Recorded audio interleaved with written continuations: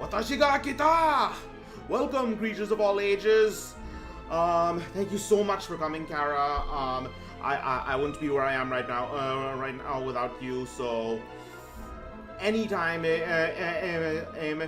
it with you on stream or with you in chat, it is a pleasure. But yeah, today we are doing something I've wanted to do for a while, which is a solo run of one-page rules, which is a solo run of one-page rules.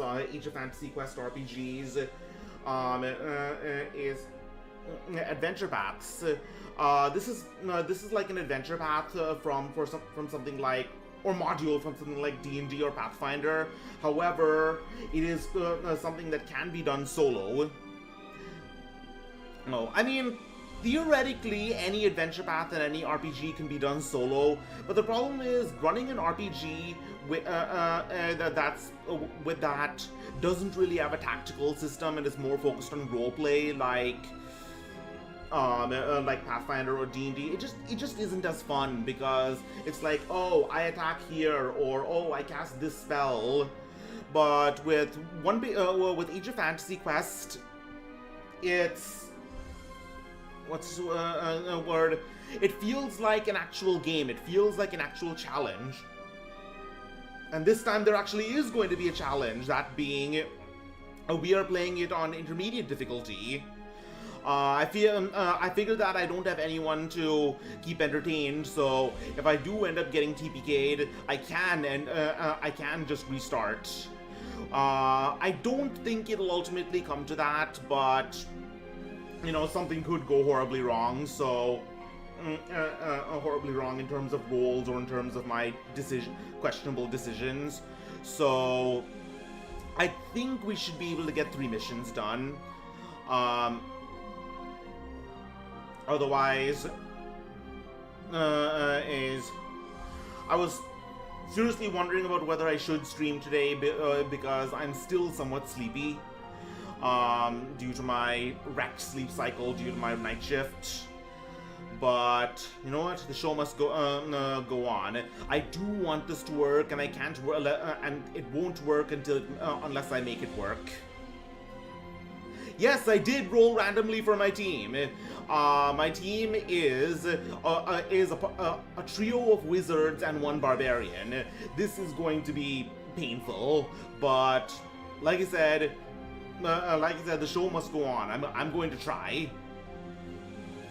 Hey, but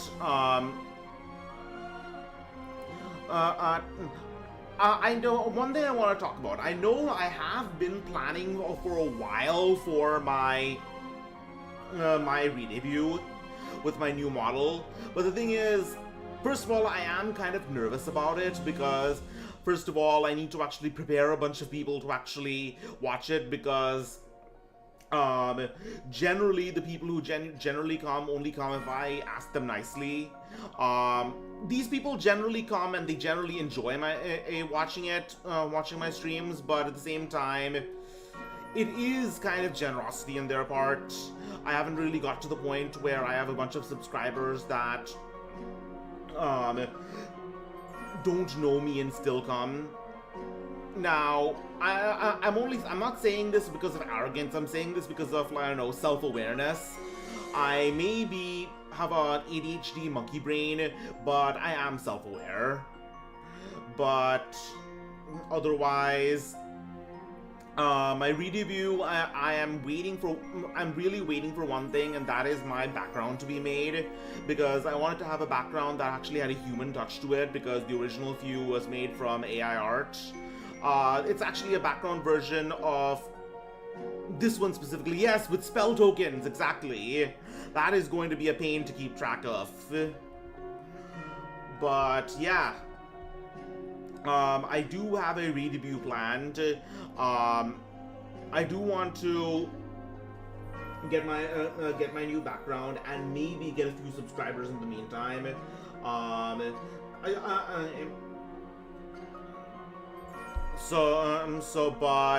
yeah, it will probably be in maybe like 1 or 2 months. I'm pretty excited because the model I have is really good, especially for the price I got it at. Um, it's by a close friend of mine in the streaming and art community, and um, I'm really happy with it. It has the whole feel of like whimsicalness, with badass, barbaric, and brutal lore, but a whimsical image. So yeah, I'm pretty excited about it. Nevertheless, yeah, I'm pretty excited about it, but nevertheless, it is something I will be taking my time with. Overall, though, yeah, today we are going to focus on one-page rules. I wanted to actually do something that I could actually spend large amounts of time on, and have fun with, even if nobody else was watching. To be honest, Total War is the thing I usually do, but it is tiresome. It takes a lot of thinking and a lot of, like, I don't know, it's not something that it takes a lot of focus, again, it's not something that my ADHD brain can just constantly focus on. I often actually take big breaks between between battles, even though the battles are quite fun, and the lore is also, the lore and the strategy is all quite fun, but it's tiring, I guess. There are two things actually that I've noticed that I can actually focus on for long periods of time, even without, what's the word? Even without, gameplay, I don't know, I'm thinking of, like I said, I'm really sleepy, but two things I can focus on even without major focus. One of them is designing RPGs, playing RPGs, preparing for history related streams. Preparation part is one of the most interesting because there aren't really as much expectations for it. And the other thing is the game Civilization. Civilization is so freaking addictive, and for some reason it's something that, like, it requires, like, spurts of intelligence, but at the same time it's something you can just turn your brain off for once you have the path forward ready. There isn't really as much randomness to it, and if you know what you're doing, you can easily prepare. I mean, you can easily just go through it without actually knowing what to expect. Unless, of course, you're going to war. Combat is one of the, and fighting between units is one of the things that's, like, one of the few, like, super random things about it. But, yeah, rambling a bit, but yeah, let's play one-page rules, Age of Fantasy Quest, the adventure path Out of the Shadows. We're gonna turn and let's go. All right, so this is an adventure path that apparently is somewhat horror themed, because the main antagonists are species that, if you watched or played through my previous the previous campaign I ran with Kara, Amanda, and Grub, which is Grub was playing as a Shadow Stalker. I will be clear that that Grub looks very scary underneath that mask he was wearing. He was supposed to be wearing the Shadow Stalkers have no body hair or or scalp hair. They have no eyes and they have no ears. All they have is nostrils, a mouth, and long gangly limbs. But we are not doing that today. Instead we have something I am a connoisseur of, and that is and one thing that has to be is mandatory in every RPG, and that is waifus. Good old-fashioned waifus. Here we have our adventuring party. We have a mummy, three wizards, a mummy, a lolly goblin, and lolly halfling. Oh, and a spooky, scary skeleton. Um, God, these Monster Girl stands and models are a blessing. They're just freaking adorable. So let me just explain the characters. We have Gorobrine, also known sounding and spelled like Herobrine from Minecraft, also known as Gorobrine, depending on how you pronounce it. She is a highly immature goblin wizard who likes to play pranks. Oh, this is female Shrek. This is Lolly Shrek. I'm not kidding, that's what the mod is called. This is Lolly Shrek. But yeah, her name is Gorobrine. She got kicked. She is a wizard that got kicked out of her tribe after accidentally cursing her chieftain with a permanent insanity spell, as in a spell that was meant to be temporary, so that he could make a fool of himself in a meeting, but it went wrong and became permanent. Then we have Hansret. Hansret, the purpose of the name actually combines two things. One is, Hon is the Japanese word for bone. There's this manga I used to follow called Elf-san wa Yasuranai, Elf-san Can't Diet, also known as plus-sized elf, about fantasy characters that come to Earth, modern Earth, get fat off fast food and other stuff, and need to diet. And the hero, the harem protagonist, is a fitness trainer, a personal trainer and dietitian who helps them lose weight. So there is a character named Honya, who is a skeleton, and she, I forget why she wants to, how she got fat, but she also wants to lose weight. Don't ask me how she, and yeah, she does have a humanoid form, which for some reason is fat. Maybe because she hasn't been exercising enough. But yeah. Seriously though, you know where people say, when people say big boned, referring to their, what is it? You know, when people say big boned to refer to their body shape, saying I'm not fat, I'm big boned. But if you look at the skeletons and some body scans of overweight people, it is actually just, they have the same size bones. It is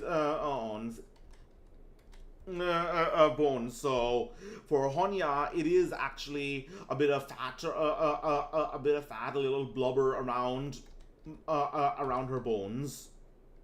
So I don't know.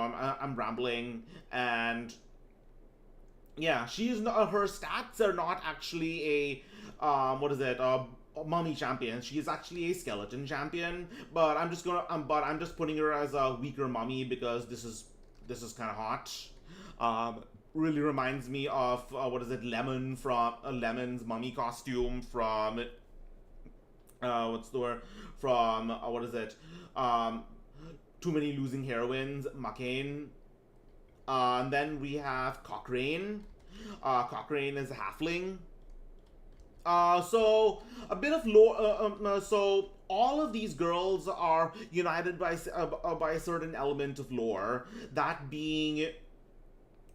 By a certain element of lore. That means they're a coven of wizards looking for a faraway plane, a void gate to a faraway plane called the Plane of Many Eyes.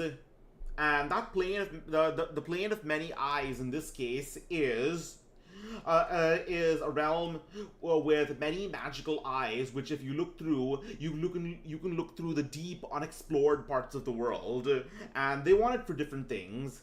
Gorobrine wants to look into the plane, wants to look into the Plane of Eyes to in order to possibly find a cure for her chieftain's insanity, so that she can be accepted back into the tribe. Hansret has a somewhat sadder story.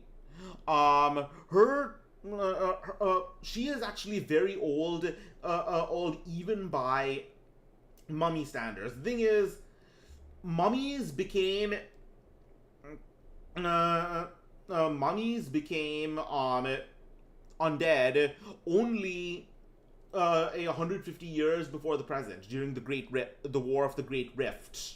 When the Great Rift opened, when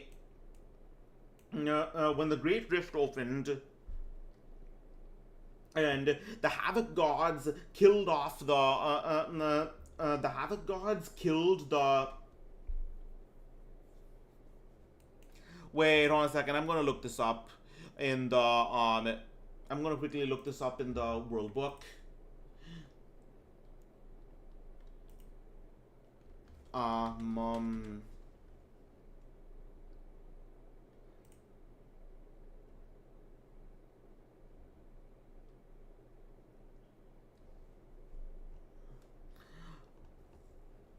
Okay, never mind. Never mind. They're not. They're not that young. So in this world, there were actually two Havoc Wars. Wars between the mortal realms and the Havoc Gods. The first was the actual named Havoc Wars. The second where the Havoc Gods first entered the world and were ultimately defeated and sealed in the Orb of Fate. Then, which happened some like 350 years or so before, 300 years or so before the present. The second one is the Rift War, the opening of the Great Rift, when the Havoc Gods were released once again and opened a great rift through the continent of Tyria. What is it? Through the continent of Tyria, and the mummified undead originated from the First War. The first real arrival of the Havoc Gods was when they arrived and killed the god of the afterlife for the people of the desert. They killed the god of the afterlife, condemning the mummified undead after death to eternal torment, as they would drown in the waters of the river Styx, or their equivalent of it. And because of that, they've constantly been trying to extend their lives. To extend their lives through the use of things called soul stones in order to avert this fate. Honsret was actually part of a family that was old even at the time of the Havoc Wars, because she and her family were able to extend their lives, were a family of philosophers that were able to extend their lives through a combination of magic, meditation, and medicine. She also has her brother, Kefri. So, Kefri was never really suited for the rituals and disciplined meditation of her family, and so Honsred gave her a series of potions and secret recipes in order to extend his life as well. However, it had a side effect of diminishing his memories and eventually his brain capacity. Now, both of them have become mummies. However, as a result, Kefri's his brain damage has remained permanent, and as such, he's become nothing more than a walking animal. In addition, his soul stone has been stolen by a sea elf scholar for an unknown reason, and Honsret wants to find the plane of many eyes in order to recover her brother's soul stone. And then we have Cochrane. Cochrane is a halfling wizard who just wants to enter the plane of many eyes because she wants knowledge. She grew tired of her humble life in the halfling realms and wants to know the secret of the world. The secrets of the world. She's arrogant but also very kind. Anyways, and here we have the main villain. That villain being hold on, I need to wrong tab. out of the shadows. And that villain being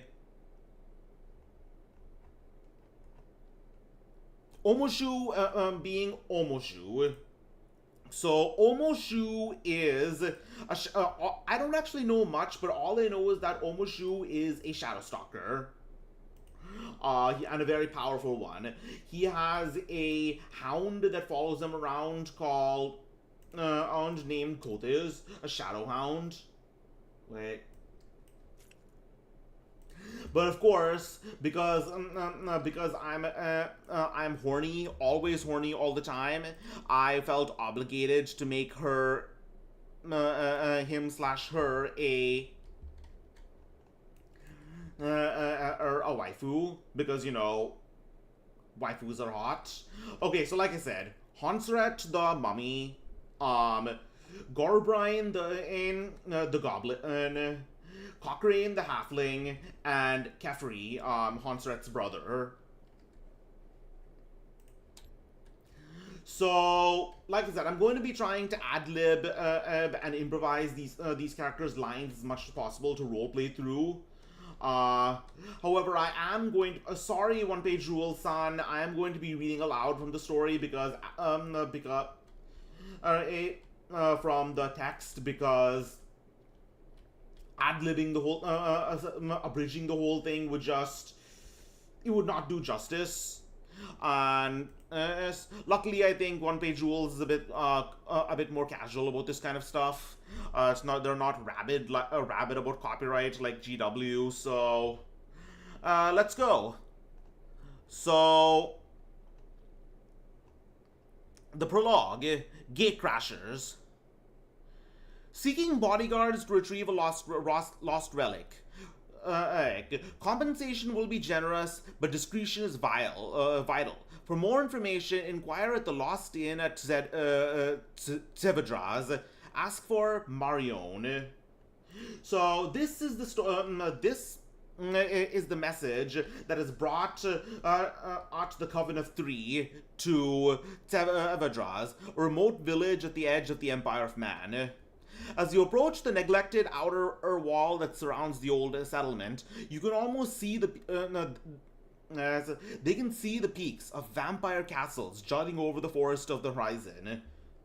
So I see that this is actually below the area that the heroes of the guild known as Flavor are fought in. It is on the frontier between the Vampire Steppes, it is on the frontier, but like I said, for classes I rolled a d12. For what is it? For the races, I rolled a d2 and then a d12 because I believe there were like 24 races other than the main antagonists. I generally don't let players play any of the Havoc factions, meaning Havoc Disciples, Rift Demons, and Havoc Dwarves. And this time, Havoc Shadow Stalkers probably isn't a good idea because they're the main antagonists. So I generally so I generally avoided those. So I ended up randomly choosing these four. So as they walk along the path, Honsret shivers, knowing that there is a key difference between her people and the vampires. While the vampires, because while the mummies embrace undeath in order to avert their fate of eternal torment in the river Styx. The vampires became undead for more selfish reasons, to escape, to keep themselves safe from the wrath of the Havoc gods, and obtain eternal life. Wait, I think I'm going to confirm that.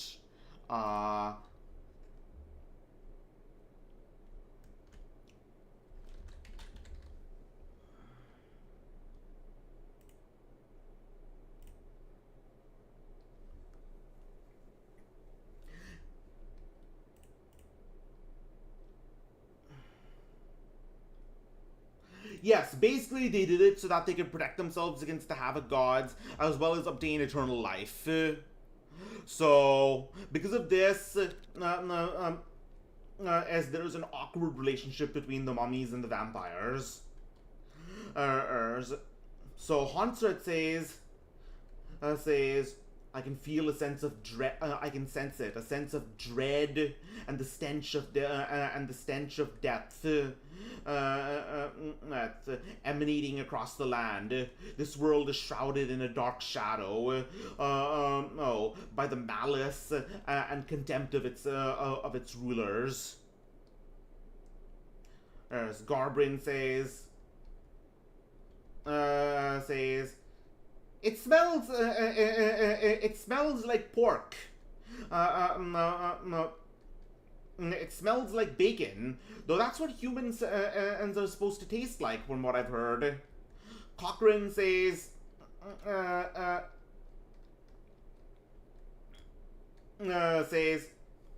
figures as much. When we encounter a vampire, don't try to pick his pockets, okay?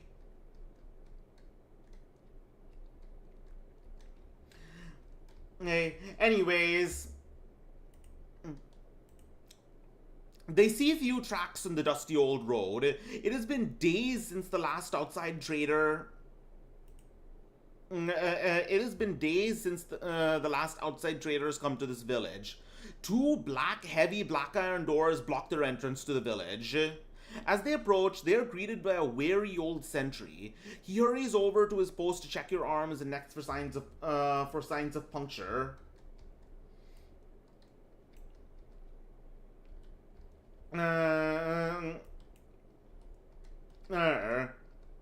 Gorbrine says, don't get too don't get too handsy with those goods, big boy. Completely ignoring her flat as oblivious to her flat as a board chest.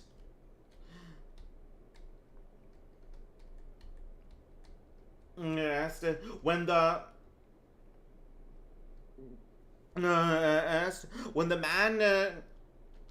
man starts to pat down Hansret, her skeleton companion, he suddenly notices her skeleton companion and moaning at him in anger, in defensive anger, and shivers. He decides to he decides for his own safety to assume that they mean no harm and let them in. And they can glimpse the fear and mistrust in his eyes, but ultimately he nods. The other sentries begin turning a mechanism. The heavy doors creak as they pensively move open. Even at a glance, the party can tell it has survived centuries of rough weather and is more than one raid from its vampiric neighbors. As they come to the village, they see another impressive stone archway on the other side of the village, a void gate. Alright, Cochrane says, you girls think this is it?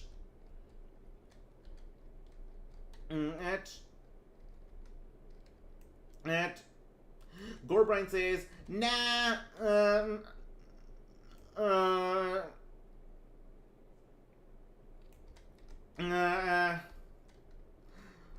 the people wouldn't be looking so hopeless here if they knew, if they could see into every butthole in the world like you could with the plane of eyes. As Hansert says, our crude little friend here has a point. It would not be such a dreary old town if the Void Gate with such a bad old town with no resources in sight. With such a valuable Void Gate. Either that, or it would be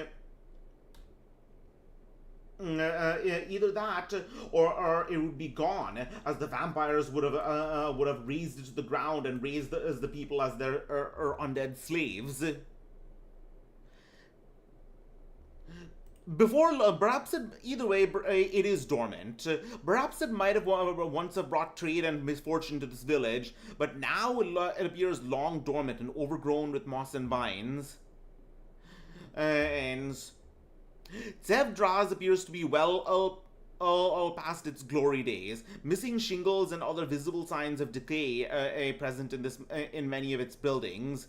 The streets are silent, as none of the residents seem to linger outside it longer than they need to. No.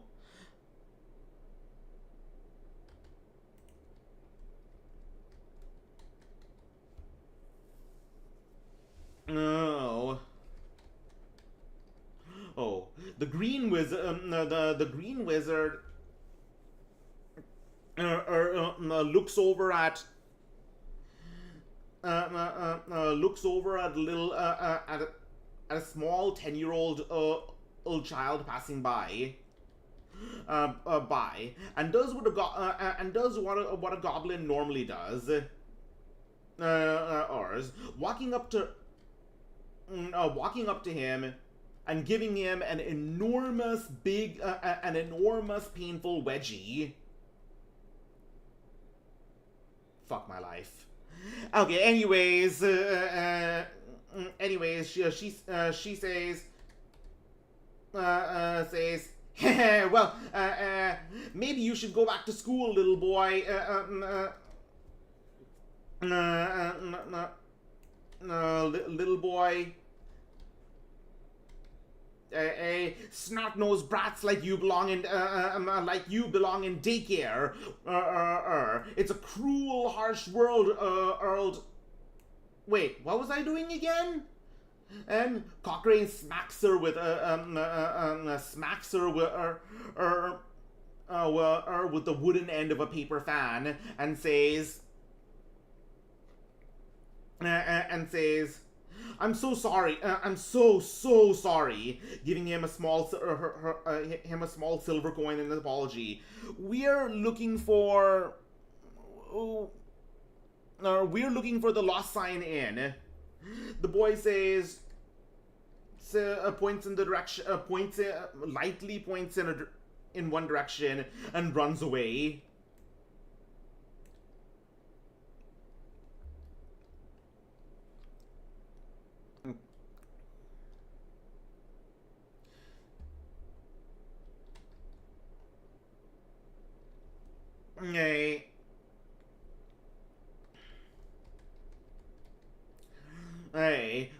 Cochrane says, "Do that again, and I swear I will turn you into squirrel."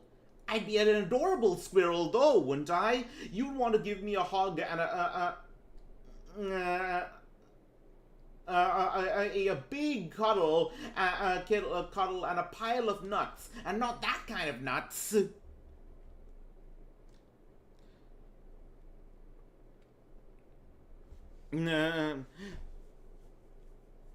Let's see. A humble building near the village edge square, which appears more like a manor house, since the sign near its door fell off of some years ago. As they enter, they find the party enters. They find a barkeep and a handful full of locals drinking quietly by the counter.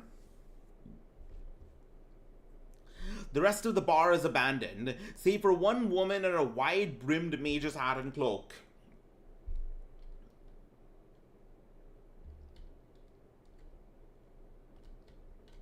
Oak.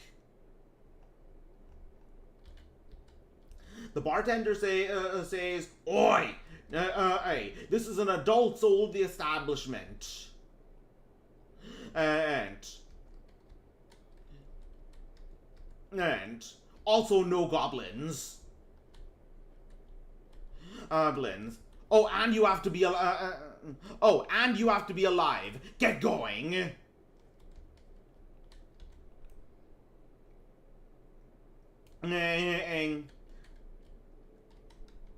And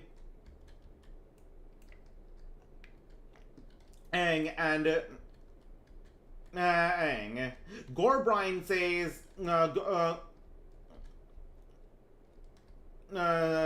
Gorbrine says,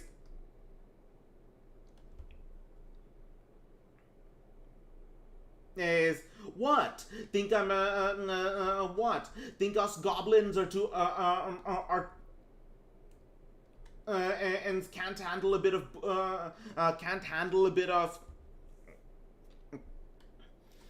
a bit of strong booze without losing their minds? I'll tell you, I'm a bottomless pit. Hansred say, Cochrane says, stop talking for 5 minutes.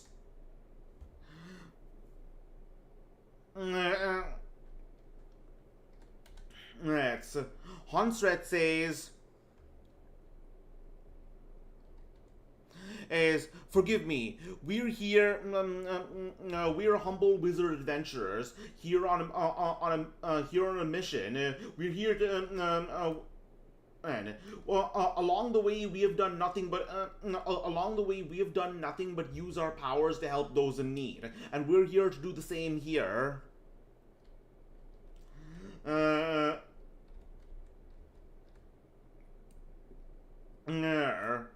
And the bartender the barkeep says, do you even have any money for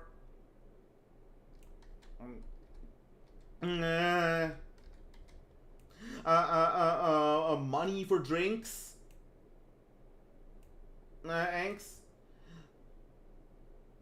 Garbrine says,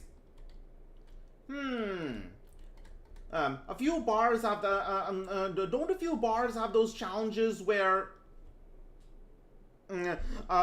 challenges where if you can drink, where if you can eat an entire taco, a taco the size of a cow, it's free? It's free? How about that? Cochrane says, Goro, to be fair, I would win that. You guys know that, right? I would win. Hansred says,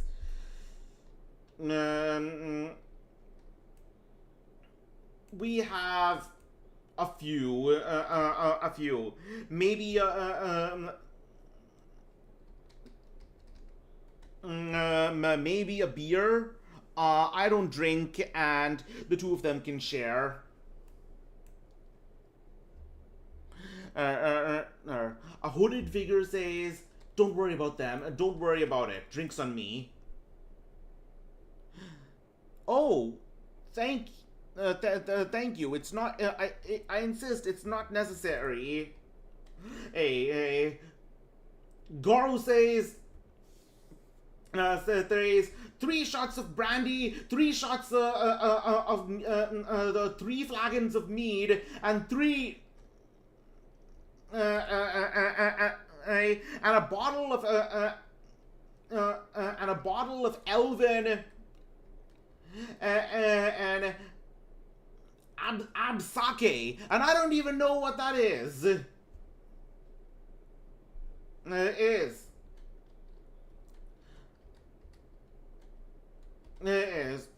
Hansred says, I don't think that's a real. I don't think that's a real. Cochrane says, actually it is, and I want some too. Oh. The bartender, the barkeep says, you're getting a.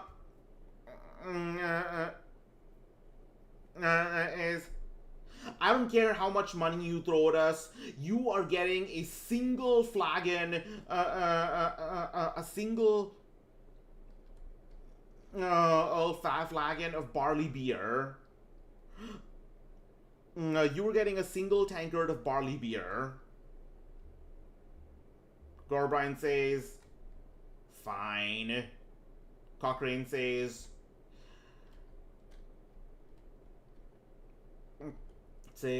only a few sips. sips. That should be enough to fill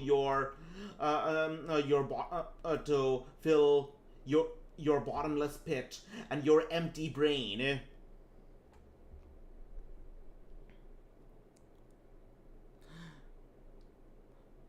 Those familiar with the Wizarding Guild, even in passing, would recognize her clothing as as an apprentice's uniform. They approach the woman, idly flicking a coin between her fingers. When she sees them, a smile flashes across her face.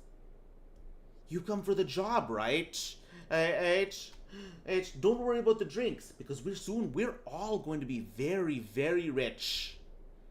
She barely gives them a chance to nod before she lays a pouch on the table, marked with words. So, hear me out. The old master mages at my academy are doing busy work in their library for years, and in that time, they've learned a couple of things. Recently, I figured out how to put some of that pointless knowledge to use. All we need to do is reassemble an old relic known as the Zenith Kree that opens the Void Gate here. Here, Honsret says, what kind of Void Gate is it? Right.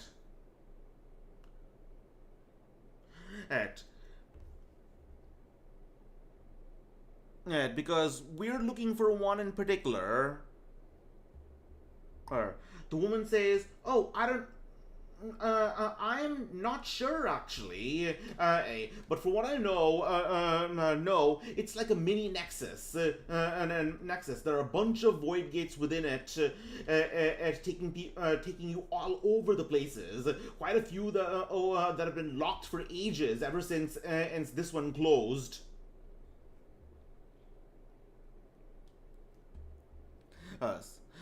Marion looks around conspiratorially, resting the coin in her palm as she opens the bag, revealing a golden compass. The compass seems to point towards the void gate, its needle staying constant as it spins. This compass here, don't ask where I got it, is attuned to the gate and will point the way to each of the fragments. Once we get them together, we'll have a passage directly to the Nexus plane.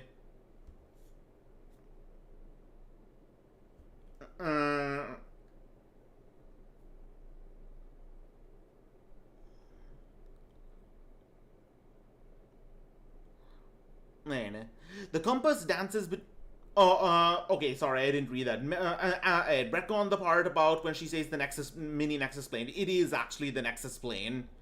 The compass dances between her fingers as she speaks. She pauses at the mention of the plane, though. Seeing that you don't recognize the place, the smile on her face widens. Yeah, I'm not too surprised you've never heard of it. All I can tell you is that the old master mages really want to find a passage there. They want it badly enough as to get us all a hefty sum of gold and see me transferred to a master who will teach me proper spells, rather than have me tidy books all day. Hansard says, I have actually heard of the Nexus. You're correct that the Nexus,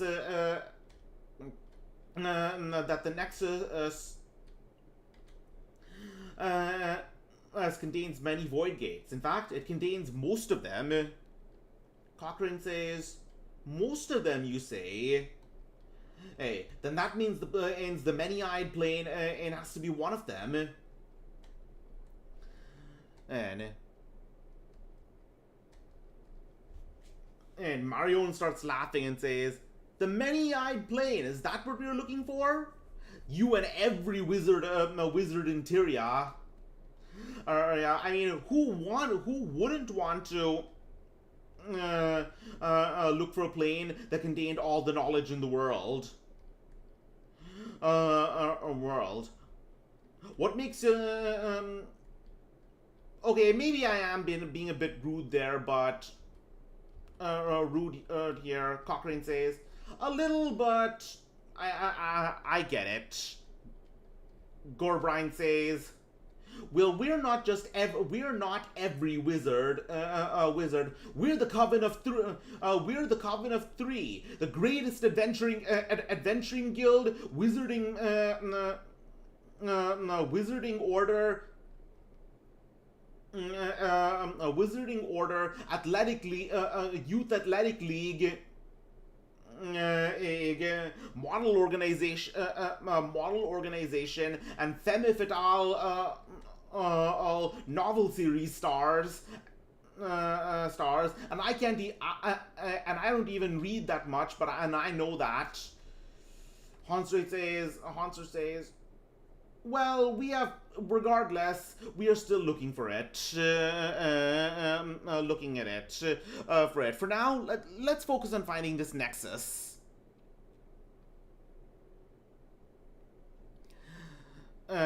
Suit yourself, that's what we're here for.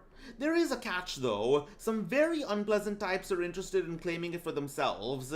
I've got a bag to hide the compass and key from scrying, but I'll need you to protect me in the very unlikely situation where one of them comes after us, since I'm not able to sling around fireballs. Not yet.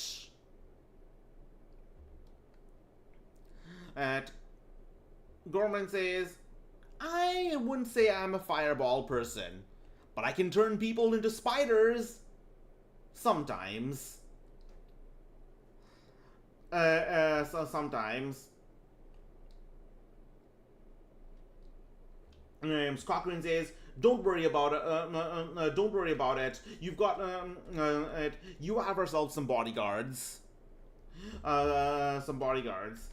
For the price you can pay, you can get no better.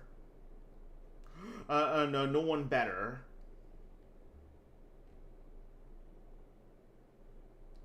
Mario holds out her hand, a single gold coin in her palm, offering it in a handshake. You got yourself a deal. As the day turns to evening, the Lost Inn sign becomes more lively as patron fills in and discussion starts to fill the air.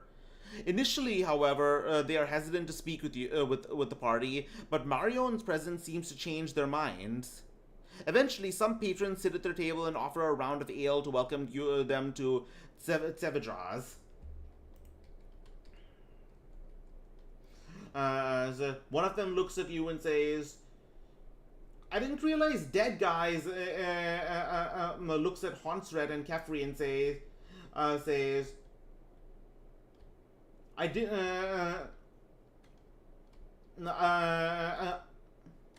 I knew we weren't a tourist attraction, but we weren't a tourist attraction. But I didn't think the only people who, would be depressed enough to visit this place would be the dead.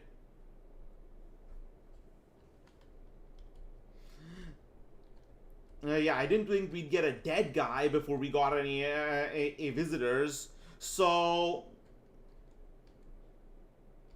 Hansard says, well, I wouldn't call us dead. Not yet, at least. Cochrane says, it's complicated. Anyways.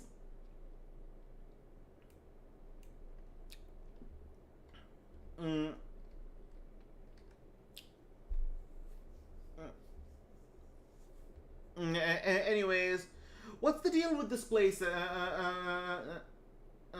This place, anyways. Dead, exactly. What's the deal with this place, anyways? I know the Void Gate is closed, but I assume that that if it's if it opens a portal to a place as valuable as the Nexus. As people from all over the Empire would at least be trying to open it. Well, they don't. One of the men sitting at the table says, "Well, it's because it's impossible. The key to the Void Gate security is this Void Gate security is so tough to crack. Only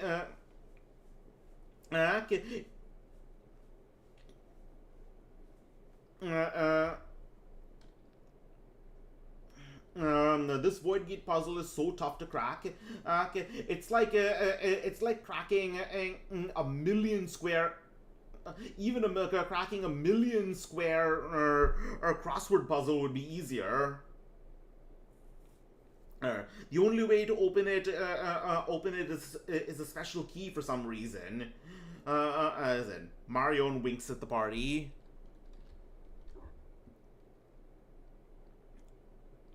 Oh.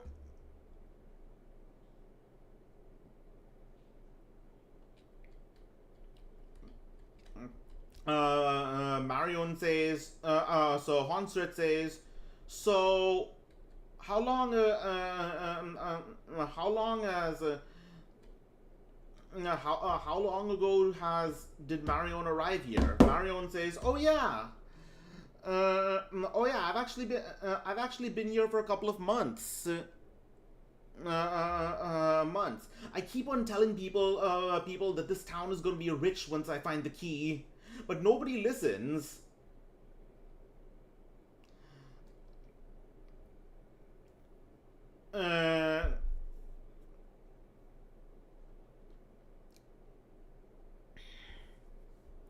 Well, a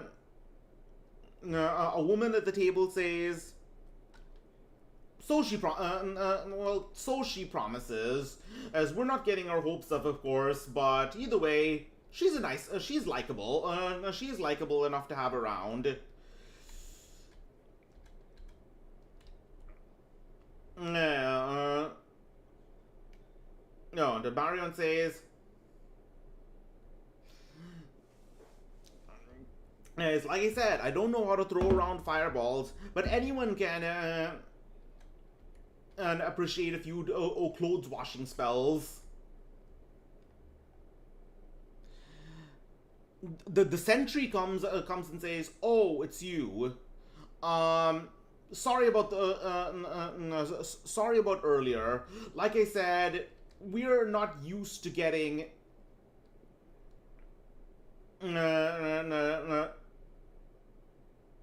mortally challenged visitors, especially when they aren't pointing swords at us." Yes. Oh, speaking of that, we've been seeing some strange stuff around here. Some sort of gang creatures. Haunter says, creatures. What kind of creatures? Yes, gangly ones. Long arms and legs. Raimondo, it's been so long. Thank you so much for coming. I wish we could be. I wish I could be running. You came on one of the days I've been running a history. I do a history stream, and the thing is, I have been planning to. I do actually have a really ambitious history stream to strewn soon. One about the history of India. The what is it? A very abridged history of India, which I'm going to explain while playing Civilization 3. And I was originally planning for it to be tomorrow, but I'm actually probably going to delay it till Friday just because I need more time to do research. But yeah, I'm so glad you're here. You have some of the best history insights, especially on Spain. I remember how much you contributed to the conversation on my stream about Spain. But yeah, thank you so much for coming. So today I'm actually doing a solo roleplay, doing a one-page rules adventure path with some randomly generated characters. A coven. What part of Indian history? Currently, I am planning to do ancient to medieval. From the Indus Valley civilization in the second millennium BC to the Delhi Sultanate in the the early second millennium AD, meaning before the Mughals. I do want to make it a bit at a multi-stream series because India is my country and it honestly has a very fascinating history just because of how uh, just because of how diverse and unique the schools of thought there are. Like, one thing people don't realize is about India is that despite the fact that it's known for being so religious, and it is honestly one of the most religious countries in the world, um, world. However, classical Indian literature contains more literature on atheism and atheistic philosophy than any school of thought in the ancient world. There were actually there are entire schools of thought revolving around rejecting the gods Shiva and Vishnu and rejecting the arbitrary how arbitrary fasting religiously fasting is, which is funny because I'm kind of fasting right now, but for weight loss purposes. But yeah, India also has 38% of people are vegetarian there, which is, I don't know, I think is awesome, even though I couldn't do it myself. But yeah, a lot to say about it and a lot of research to do. A big part of it, of course, is going to be the Indus Valley civilization. Yes, India is with the latest disc throwers, the chakrams. The chakrams. It has one of the most fascinating cultures of weaponry, even though the fact is that Indians historically have not been good at fighting. One of the most tragic defeats in Indian history was the defeat of the Hindu Rajput king Prithviraj Chauhan by the by the Afghani Sultan Muhammad Ghori. But I will talk about that later because it's a story of ultimately the defeat of chivalry at the hands of cold blooded strategy. Anyways, but right now we are doing a solo roleplay in one of my favorite new fantasy settings. So far we have a party of mummy waifu, goblin waifu, halfling waifu, and skeleton husbando. So we have Hansret, the mummy, the mummy wizard, Gorobrine, the goblin wizard, halfling, Cochrane, the halfling wizard, and Kefri, the mummy barbarian. This is an entirely randomly generated party, so as you can probably guess, it is a little bit unbalanced. It's not that unbalanced. One of them does have healing word. Cochrane has healing word. No, not healing word, healing touch. So it's not entirely fucked.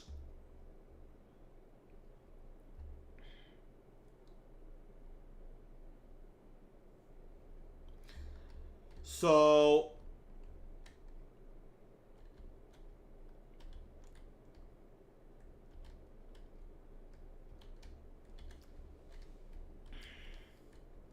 noodle arms, you say?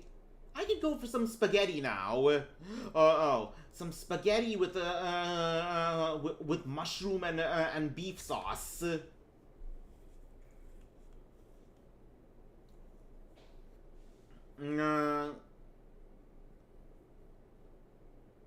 Yes, Cochrane says, "Oh, for once you're right. For once I agree with you." No. Hansret shrugs, since as a mummy she does not eat. An expression of skepticism flashes across Marion's face as she hears the creature is called undead. She bites her tongue. Any attempt to follow up or press her on this subject only results in Marion being evasive. Ziv. The patrons assure you that it's the kind of thing no one wants to reflect on and shifts the topic towards something lighter. They spin towards tales of local history, lost ogre caravans, hidden treasure, strange shifts in local weather. While most of these seem like local hearsay, there's one rumor that catches their attention. I am going to roll a dice to see exactly what rumor pops up. 5. Latyek's hunting dog has been restless for a few nights, as if it's ready to attack.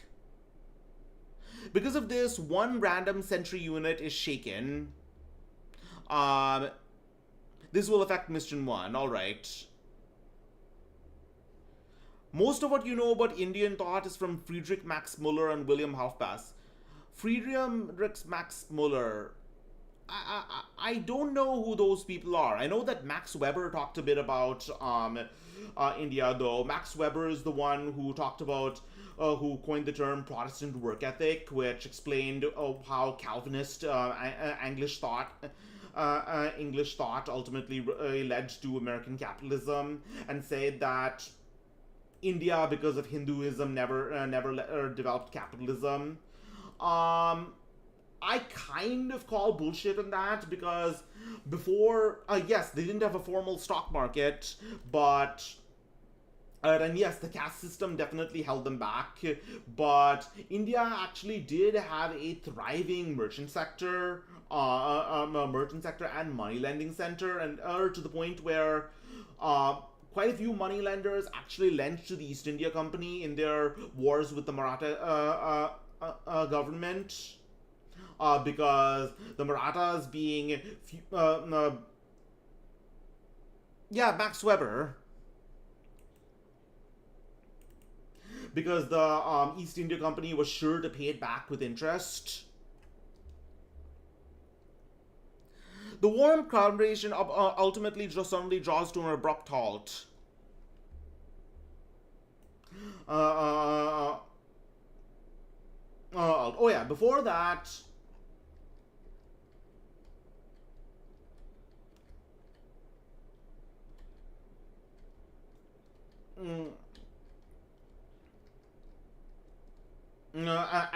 As they hear a series of creeping footsteps towards the door, Garbrine says, "Wait, what's that?" Everyone looks to the door, and Garbrine reaches for the watchman's pocket.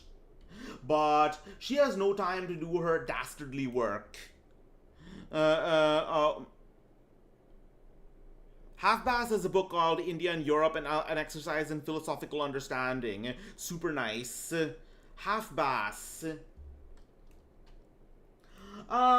India is one of those weird countries where Indians think a lot. Like, they have a rich culture of intellectualism. Unfortunately, some people think a lot. Other people, well, could afford to think a little better. But then again, that's every culture. Some people think a lot, a few people think a lot, and most people don't think at all. They're the ones with, like, no internal monologue. But let's move on. Move on. And you know what? No. There's one thing I did mean to say, is that behind every commonly held philosophical belief or belief about society, there is someone who has genuinely thought deep about it. So when people keep call certain takes brain dead, usually somebody has thought seriously deep about it that this brain dead take is based off of. Somebody and usually these brain dead takes are taken out of context, but it's generally based on a belief with genuine thought. For example,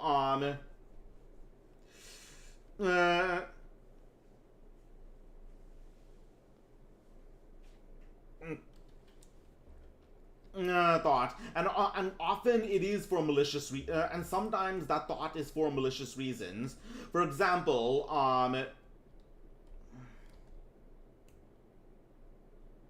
oh, thank good you cut God, you cut me off, and brought me to a different talking point.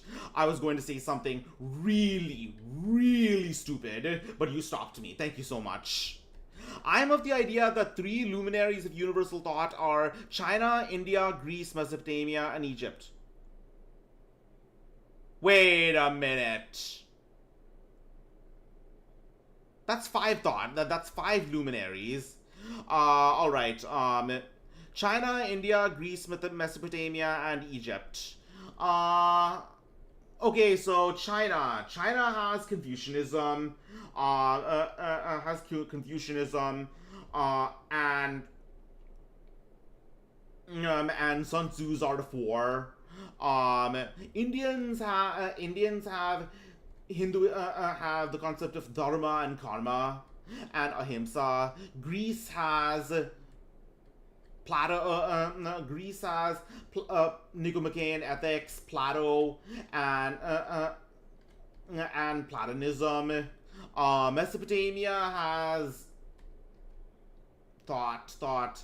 Mesopotamia has education, childhood education, and Egypt has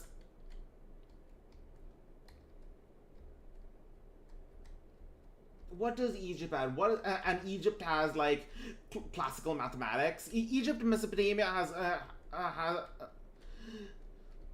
yeah, people are really underestimate how much of classical important mathematics comes from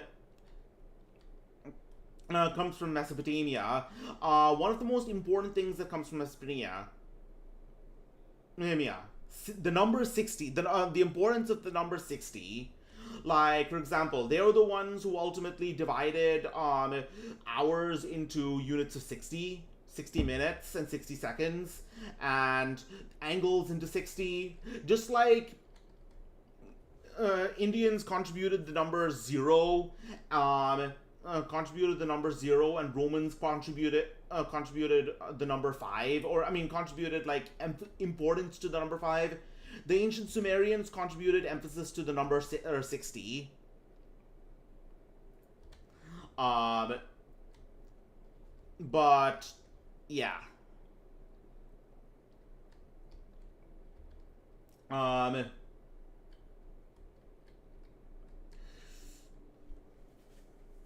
So, anyways,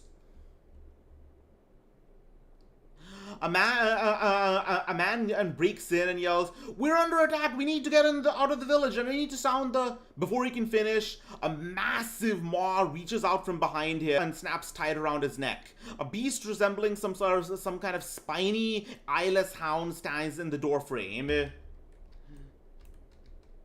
Stands in the doorframe, only to be gently pulled back by a pale figure wearing rags adorned with many masks. As all shaped in the same smug Kusogaki face. Mesopotamia has the dialogue of pessimism, Arad Mitan Gurani, the oldest philosophical dialogue. Oh crap! I did not know about it. I mean, the thing about Mesopotamian.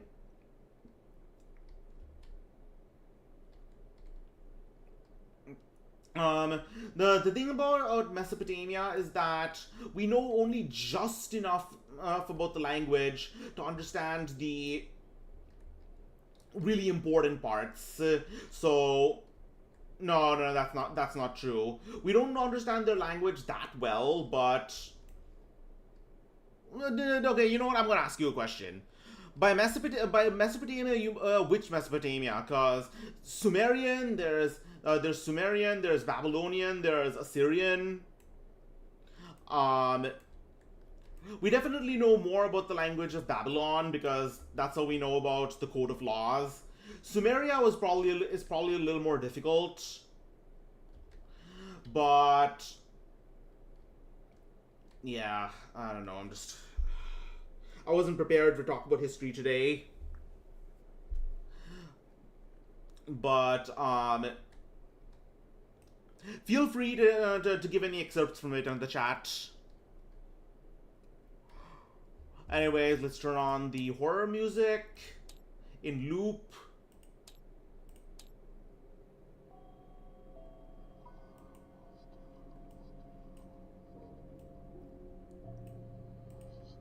Alright. History is fun, yes. That's an understatement. A beast resembling some sort of spiny, eyeless hound stands in the doorframe. Okay, oh wait, we already said that. The figure wears a heavy wooden cross upon his bag, festered with metal items that jingle as he enters the shop, looking around. In a rasping voice, a figure turns to the great hound and whispers, "Tell me, Kotes, do you smell a baka?" A low, do you smell our quarry? A low growl rumbles through the bar, and you think you see a smile flicker across the figure's face. Others like him swarm into the bar, while patrons scramble to escape. One of the locals breaks down on the back door, and soon a flood of people are rushing towards the exit. Exit. Hansred says,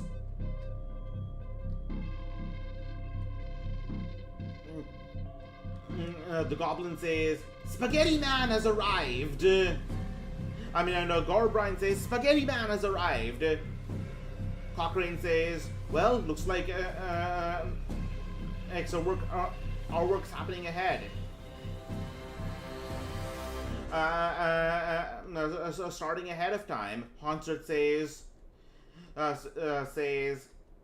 "We can't let this get in our way. To battle."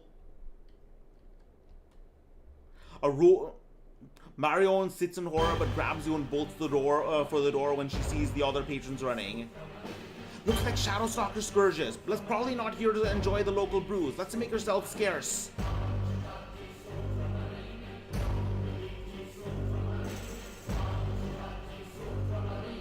It's a funny dialogue because it's a slave and his master saying, "This is good, right, slave?" "Yes, master, let's do that. This is better. Y is better, right?" "Yes, master, we should do it." And it ends with basically, "We should commit suicide, right?" "Yes, master." Wait, what? You know what that reminds me of? Kind of reminds me of Confucius saying, if you know something, what is knowledge? If you know something, say that you know it. If you do not, admit you do not know it. That is knowledge. Basically, it's saying, don't constantly say use ignorance for the purpose of being polite, or I think that's what it means.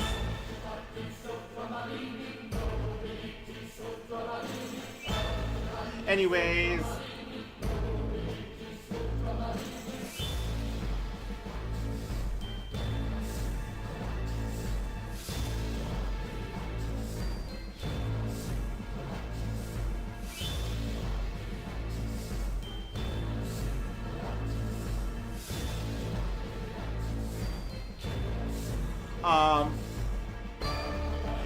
you know what?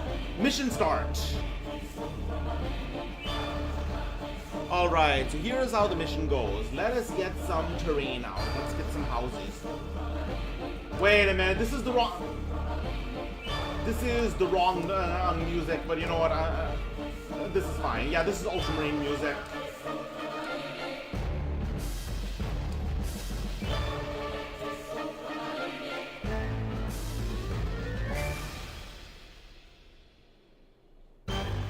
Yeah, this is all, all right.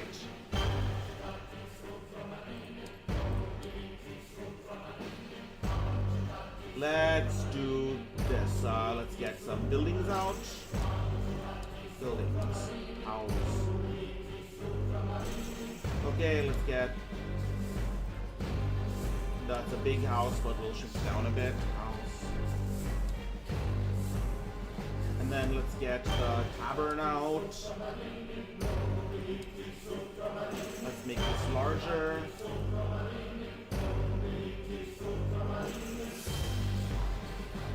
Let's make this smaller.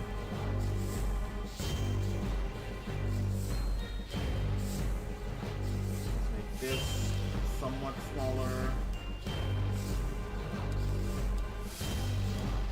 The idea is I want to make this a somewhat crowded town square.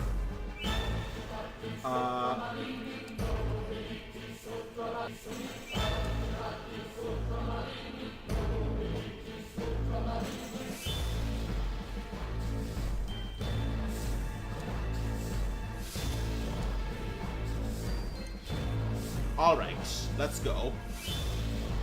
So we have the inn. So we have the inn over here, which is the spawn point. We have 2 alarm bells over here. We're gonna put those as objectives. This RPG is largely, what is it? Objective-based instead of combat-based, so that makes it a lot more strategic than games like, what is it, Pathfinder or D&D. Where is the objective? Objective marker. Perfect.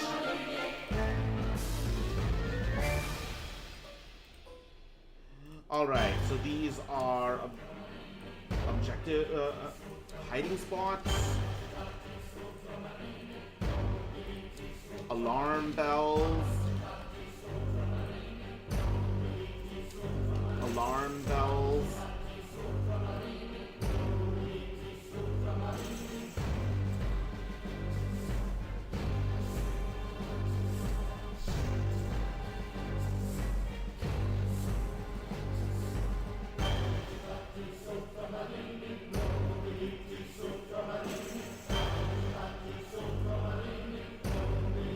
Hold on, give me a moment.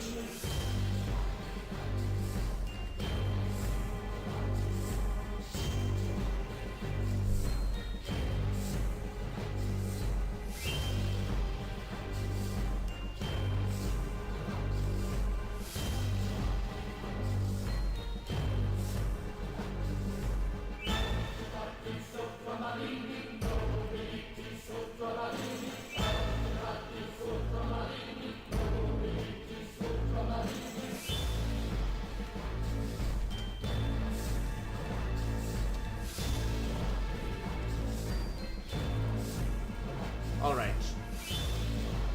Yeah, they are pretty big.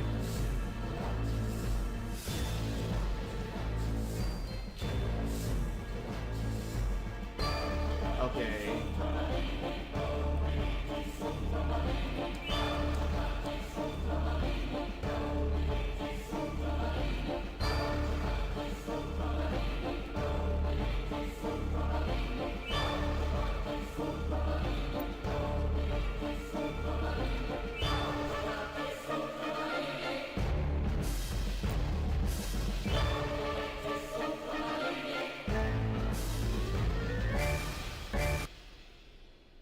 The graphics remind me a bit of the game River World.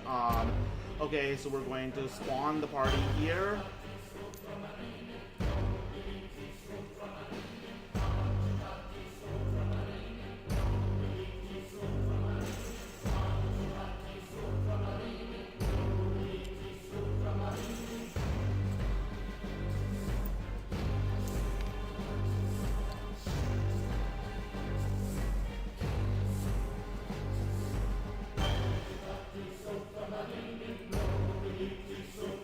All right.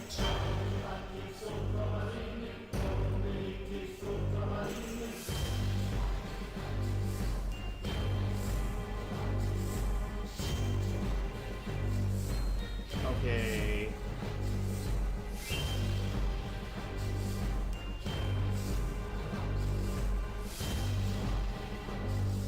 So the rules are what the rules are.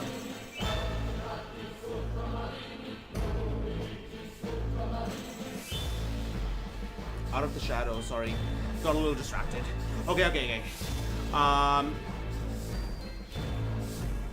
Primary objective. Place 3 hiding spot markers as shown in the mission diagram. Heroes may use a skill action while also within 1 inch of a marker. If they pass a dex or will test, move the marker on 1 die.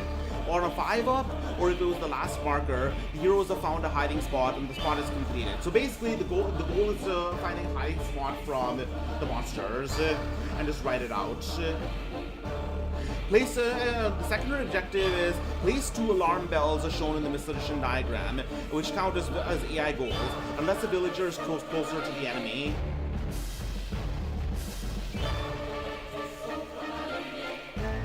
Heroes may use a skill action while else within 1 inch of the markers to ring the bell, and then the markers are removed and the objective is completed.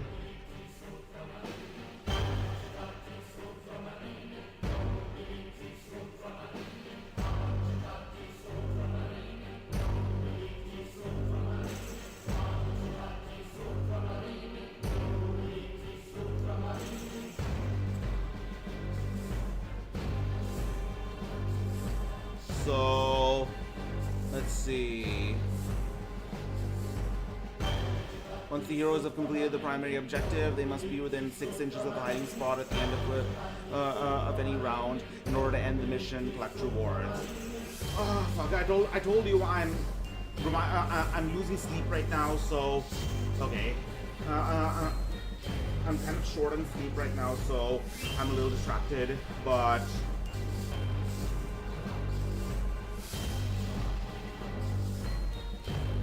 Okay, let's go.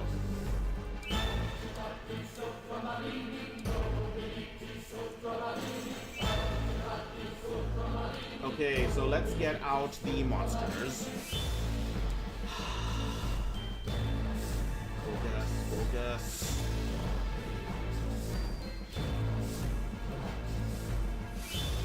Okay, so here's what I'm gonna do. I have a collection of monsters of monsters, 20, and I'm going to roll randomly for them with a d20.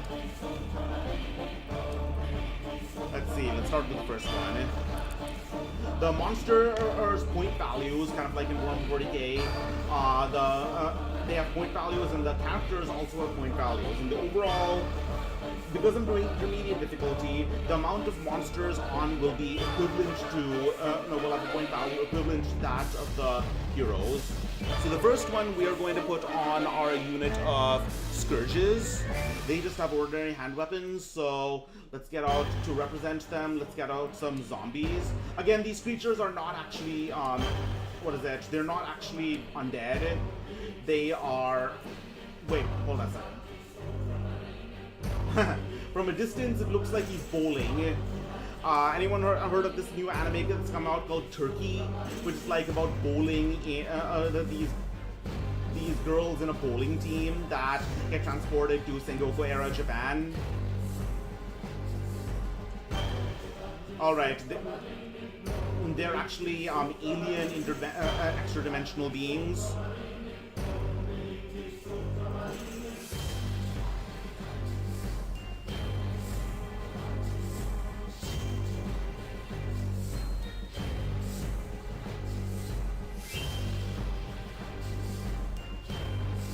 Alright, so we are going to spawn them in a random corner.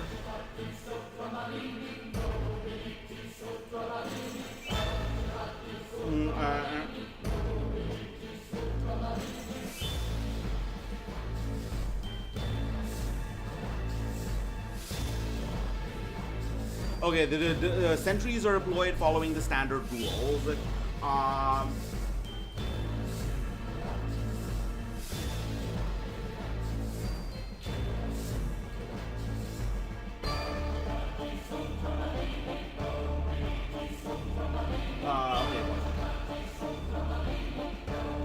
The deployment rules for enemies are...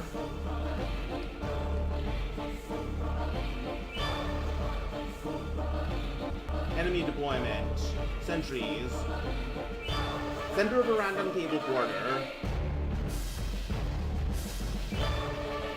Perfect. Okay, so... First one is going to be placed over here. 1, 2, 3, 4. Okay. Second unit. What?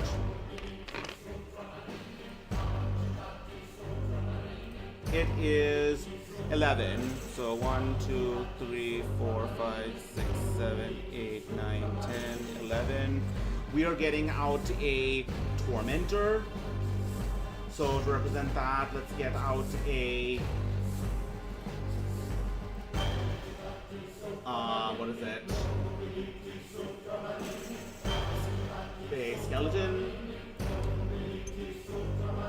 This guy has a Toxin Dagger and a Deadly Stinger. Actually, you know what? Let's not do that. Let's get a let's get out a skeleton and let's put him in corner 4. Then let's get out a 9. Let's get out a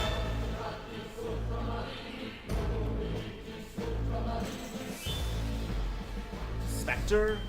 Okay, perfect. Let's get out a Tomb Banshee for this one. Tomb Banshee.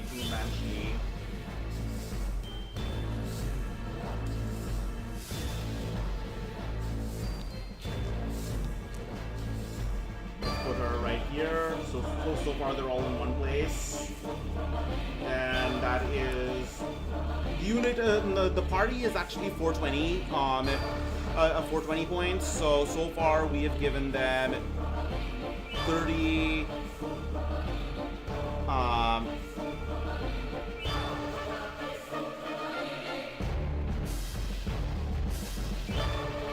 30, 70, 190 points.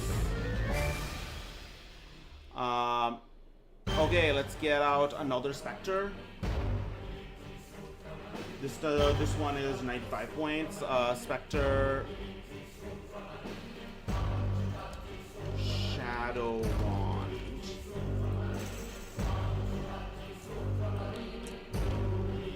Okay. I want them all to be in one place, so let's put her here because from 5 to 6 I can actually choose where they go. 4. More Scourges, but these have a Sergeant.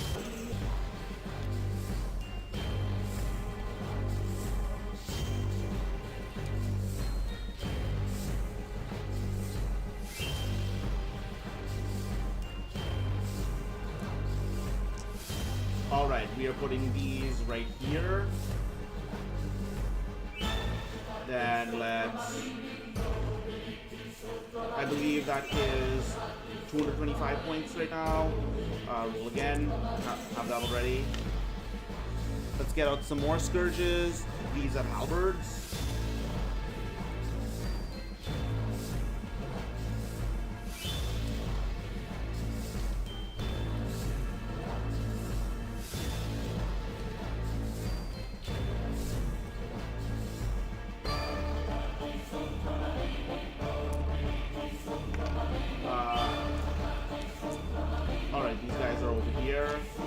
More Scourges. They are. I got 3, so more. No, I already put those on. And okay, more of the same Scourges. So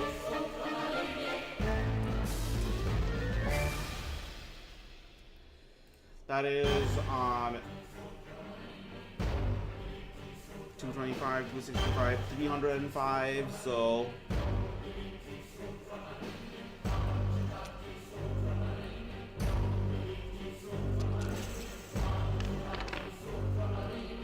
oh, 20. No, I'm not bringing him on yet.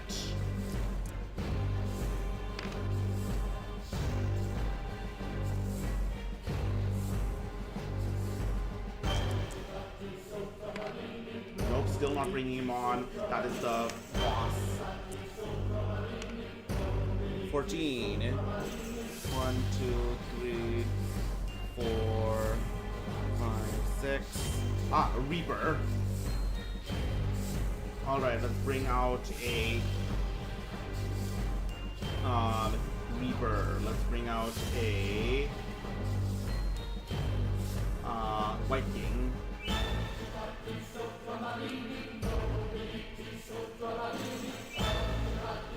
let's put him. So basically, they are all over here. It's just a horde of units coming my way. Alright, so let's go. The goal is to find a get to a hiding place right here, and the secondary goal is ring the alarm bells. So, I go first, all the other units go second, and all the other units move automatically. They will always move in my direction. Since they can all see me, they will always move in my direction and attack me with whatever they have. So, if I'm not mistaken,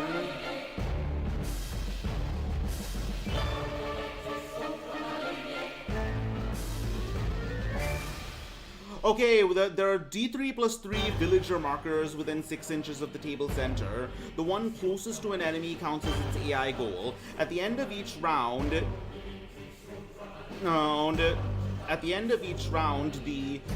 each villager moves 6 inches towards the nearest table corner as moved.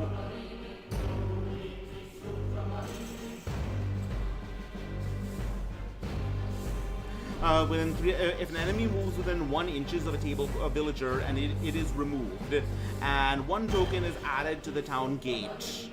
The town gate.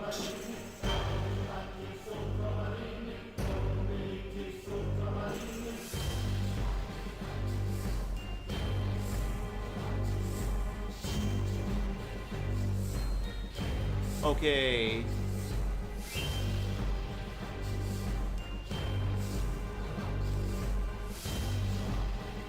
No, this is the wrong one. I'm looking. The nearest hero must take a morale test. If failed, the hero is immediately shaken. So basically, if a villager gets killed, then a unit is shaken. Then a hero is shaken. All right. So we are going to have 4 villagers. Let's get out some archers, just to represent the villagers.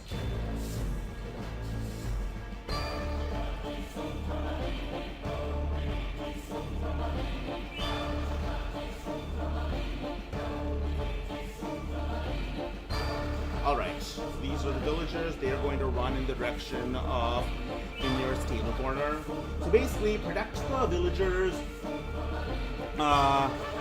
ring both the alarm bells, and get the hiding spots. Alright. So, alright, let's start with Gorbrine. I'm going to have her attack the nearest crypt ghouls, so let's see what spells she has, since she is a wizard. Gorbrine has Death Shroud.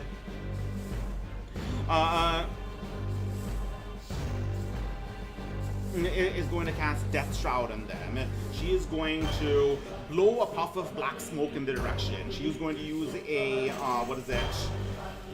try to get the first hit immediately. She is going to use a token. She's going to use her Wizard Focus to get 1 single spell token immediately. And she is going to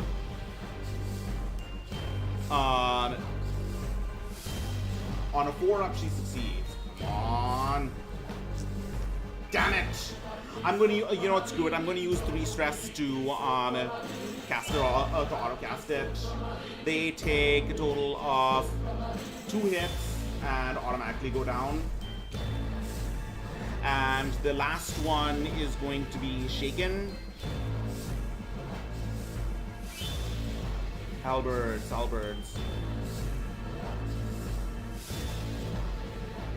Oh yeah, I almost forgot.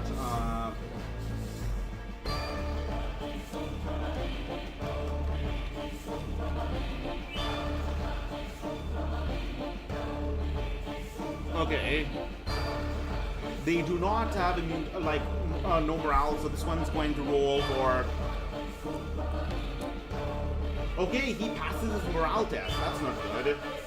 Otherwise, she is also going to assault. She is going to swing her hand weapon. She's going to try to stab it with her dagger. The creatures, the creature screeches at her, utters a low, shrill noise at her, and gets ready to swing back. Alright, she misses. And the single halberd, halberd creature is going to swing back.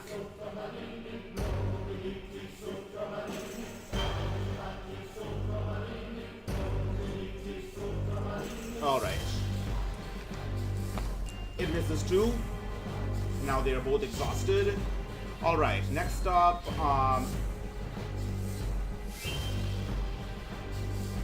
Hansred is going to follow up to protect her friend.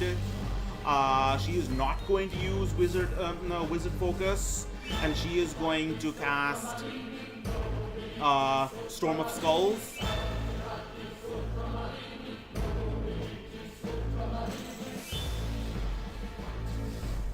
All right.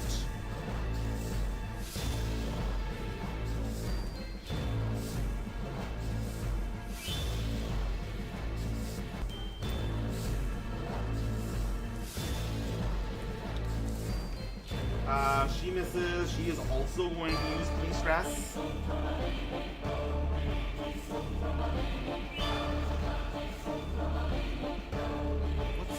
What skills did I give her again?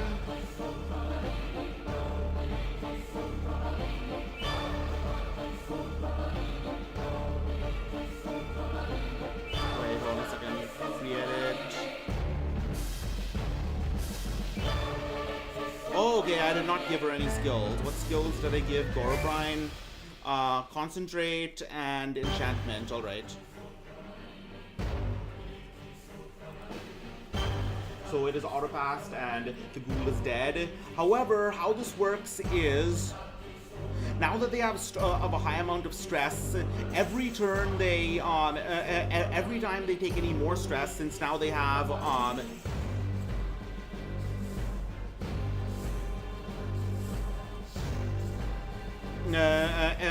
so each of these guys have 3 stress, but now every time they take more stress above their endurance, for Hansred, her endurance is 5, and Gorbrine's endurance is 3. If Hansred has 2 more stress to spare, but endurance to spare, but if Gorbrine takes any more stress, she will actually start taking damage. They're basically exerting themselves. Anyways, this unit has been destroyed, which means the archers can safely run in their given directions. I mean, the archers, the villagers. All right.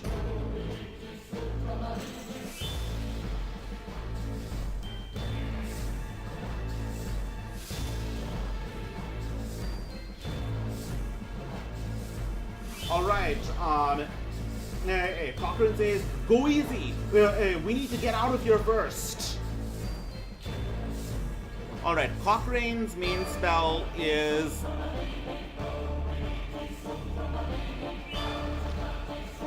Alright, Cochrane is going to...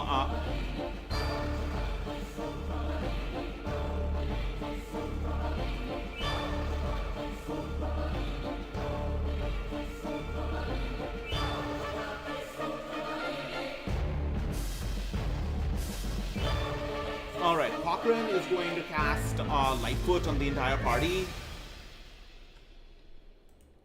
So Lightfoot basically increases everyone's move by 1 inch. Normally it is...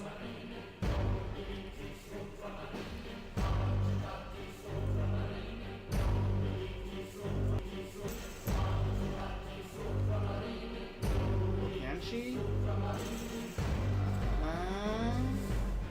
Yeah, I'd say she can. So she is going to cast Lightfoot, which will give everyone in the party a movement boost. She fails. The winds of magic are not working in her favor. Shit. And Kefri is just going to guard Ponstret. And now the monsters. The Banshee. So the monsters are going to move towards the AI goal, which is the. Hold on a second. The monsters are going to move towards the AI goal, which is the.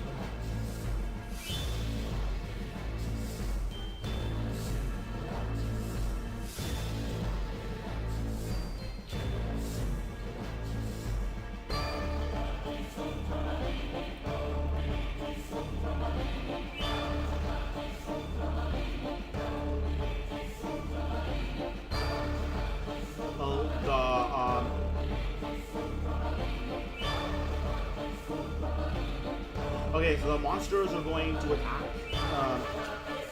I think this is what happened. They don't actually automatically move towards the AI goal. They always move towards the party.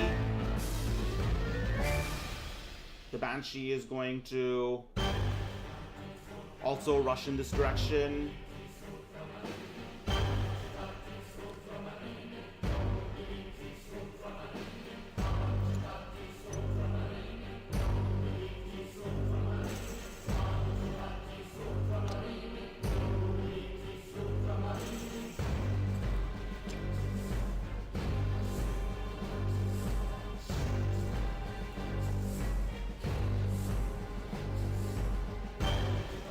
Alright. And now the villagers.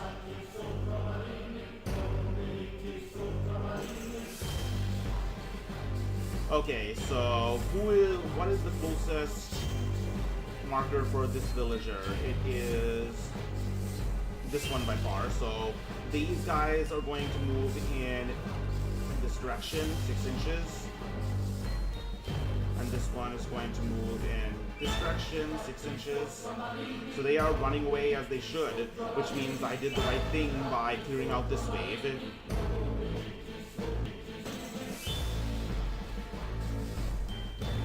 Alright, round 2. I am going to start by, I'm going to start with Kefri. Haunter says, protect the villagers, Kefri, slay them, slay our foes. Alright, Kefri has a quality of 5.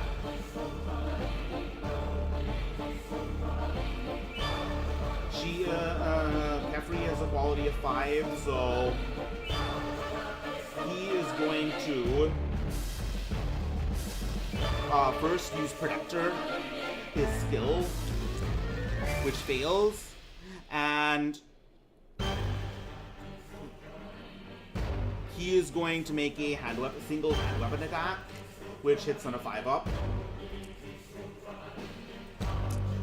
Alright, that's 1 hit. The hand weapon, the specters have defense 5, so let's see if it makes it through. Nope, he cuts down 1 with his Kovesh. Alright.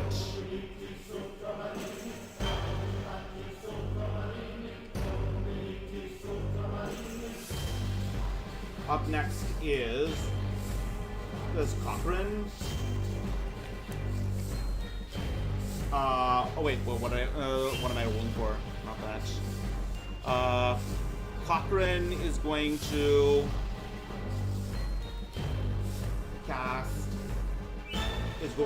walk forward a little and cast Forest Spirit on a Banshee. No, not a Banshee, a Spectre. Does not make it.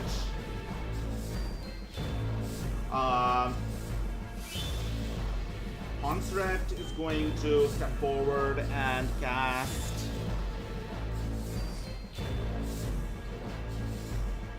um, Blade Curse in order to buff all her allies with poison.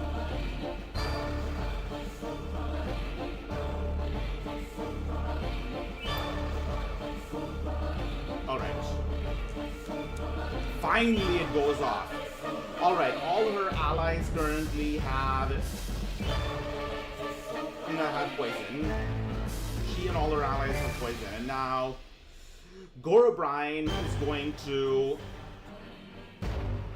No, Hansred yells to Gorobrine, "Ring the bell!"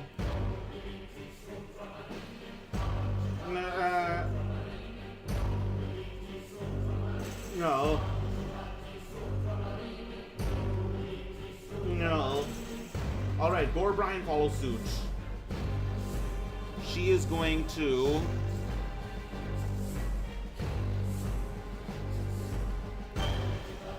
run over here and ring the bell. That's one objective complete. Alright, these Crypt Ghouls are going to assault Kefri. One of them is going to roll hit. The Sergeant hits on a 4. He misses. And this Crypt Ghoul is also going to hit. He hits attack. He hits on a 5. Oh, he makes it. And it is... And this guy has a defense... Kefri has a defense of... 5. So... His armor blocks it. Alright. Up next is the Banshee.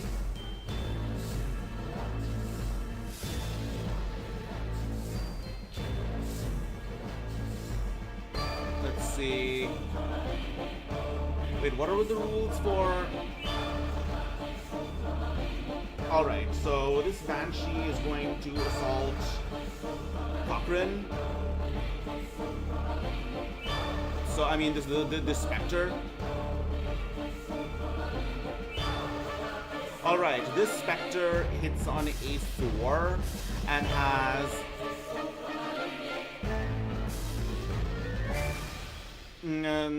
Spectre hits on a 4 and has claws and has a Shadow Staff and claws, so he's going to make 3 attacks first with AP 1. He hits twice. Cochrane's quality is 6. The Cochrane's defense is 6, so she immediately takes 2 wounds.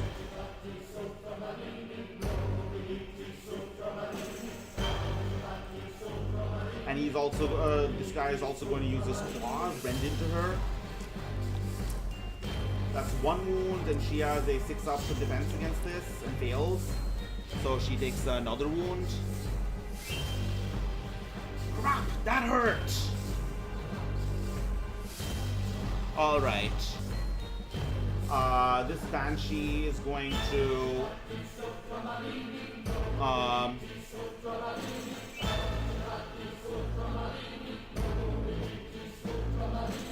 Oh, wait, never mind. I'm pulling them back. She only takes 1 wound because they have ranged weapons. The Shadow Wand and the Shadow Staff is a ranged weapon, are ranged weapons. So... Alright, so... The Spectre is going to make 6, with the Shadow Wand, is going to make 6 attacks, shoot a bolt of darkness from her wand, and hit 4 times. Shit. Alright, Cochrane takes 4 wounds, so she has taken 6 wounds so far. She has 18. She has... Oh, no, she has 9 toughness. She could actually die. Shit. But she also has a Mystic Warding, which means she can ignore wounds on 6. It's like 6 up regeneration. Alright, so she has taken 5 so far.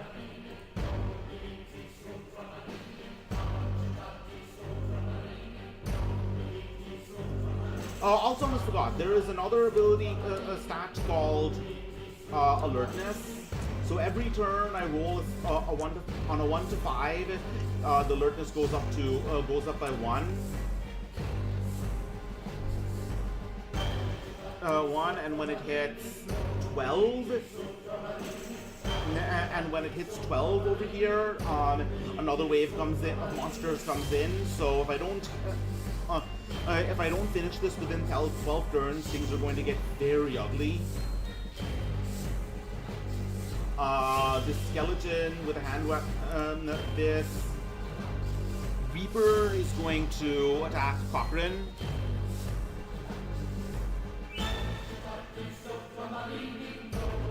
Reaper. Alright, shit. He's going to make 6 attacks, each of which have an AP of 2 and hit on 3s. Alright, that's another 3 wounds, but she can block them on a 6. Oh, thank goodness. Shit. Okay, Cochrane has taken 7 wounds, and 2 more she will die. She will get KO'd. These patrols are going to attack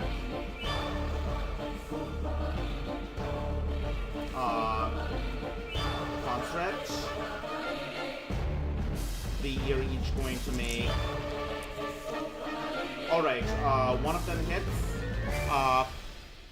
They have halberds, so she takes 1 Construct takes 1 wound.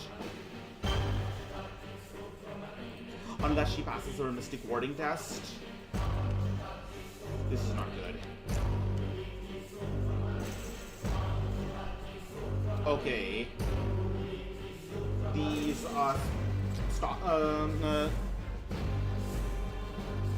these scourges are going to attack. Run in this direction. No way, that's not the White King. That's what is it? The Tormentor, I think that's what it's called. Yeah, that's the Tormentor. Never mind. Actually, that might make it even worse. He has 3 attacks. He's going to attack with his Deadly Stinger.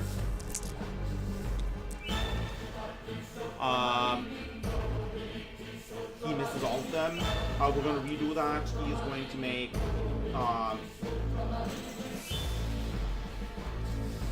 6 attacks.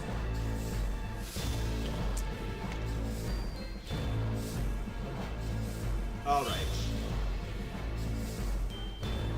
So that is 2 attacks with his Toxin Dagger.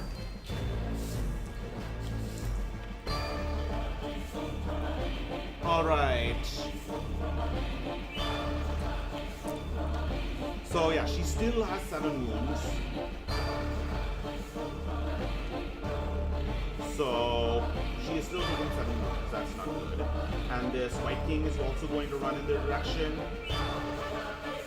Alright, and this archer gets killed, this peasant is killed by, is mauled by these scourges with halberds, cut to pieces. And now, Honya has to roll on a 1 to 5, she is shaken. Yep, she is shaken. Can't do anything for the next round. Alright, this is not good.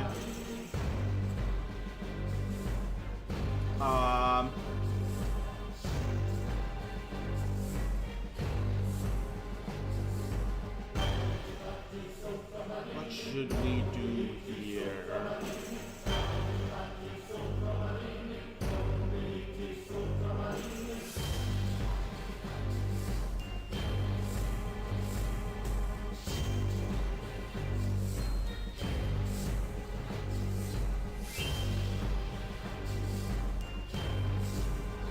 Okay, so here's what I think goes on. Let me look at the rules for KOs.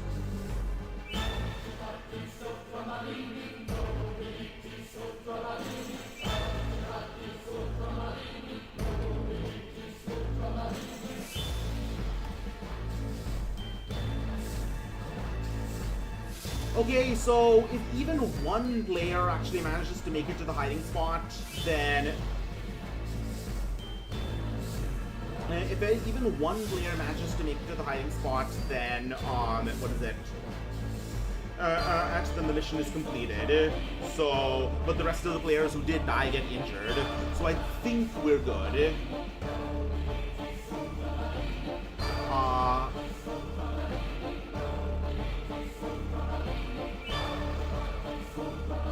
Yeah, she is going to run to a hiding spot.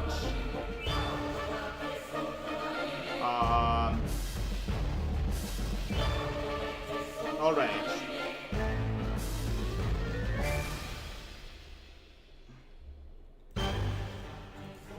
How many ones does Kefri have, I wonder? Only tough 9. Shit.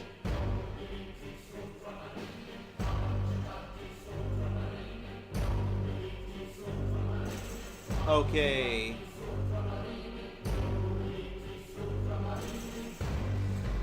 He is going to once again attempt,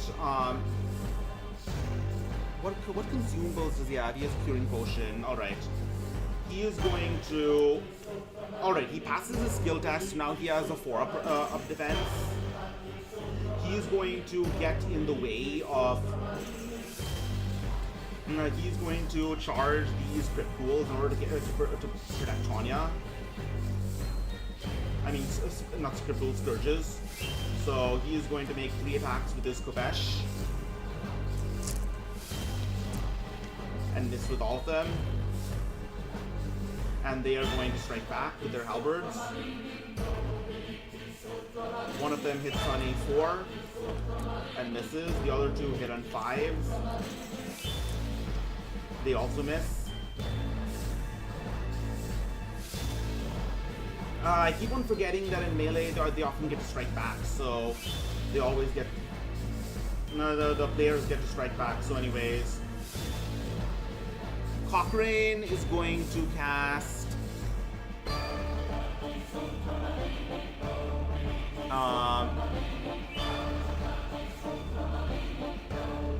Force Spirit on the Tormentor. Alright, let's go for it. Come on, do something. No! Anyway, she is going to attack these specters with her sword. See, who knows, maybe she gets lucky. Nope. And the specters are going to strike back, but they are exhausted, so now they hit on 6s. Exhausted, they get the monsters are exhausted because they have already fought in melee. Nope, they miss. Alright. Honstrand is going to activate in order to, but she can't do anything else. Alright, these Crippool Halberds are going to attack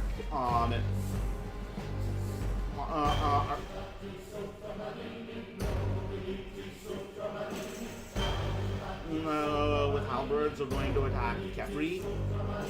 They are hitting on 6s, they miss. This Tormentor is going to attack Cochrane. 6 attacks, hitting on 4s.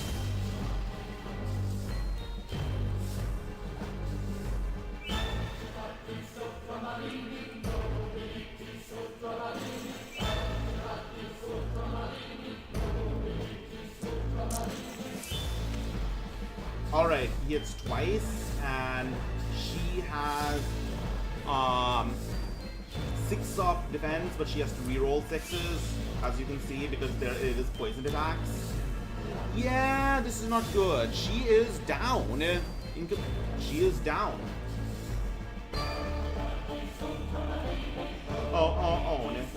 She collapses.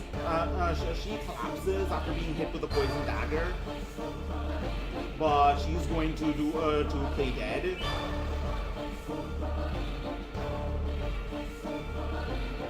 For now, she's going to play dead. For now, what next? This is not good. These crypt pools are going to attack Kefri. Alright, 3 attacks. One of them is a sergeant, so that he hits on 4s. He hits. Kefri has a 4-up defense. Alright, he takes a wound.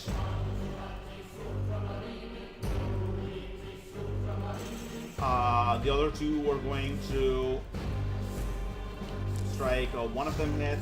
4-up. Alright. But they are exhausted.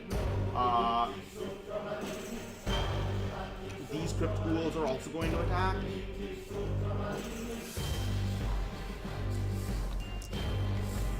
They both miss. And the White King is going to attack. This is going to hurt like a lot. This Reaper is going to hurt. Attack with his great weapon.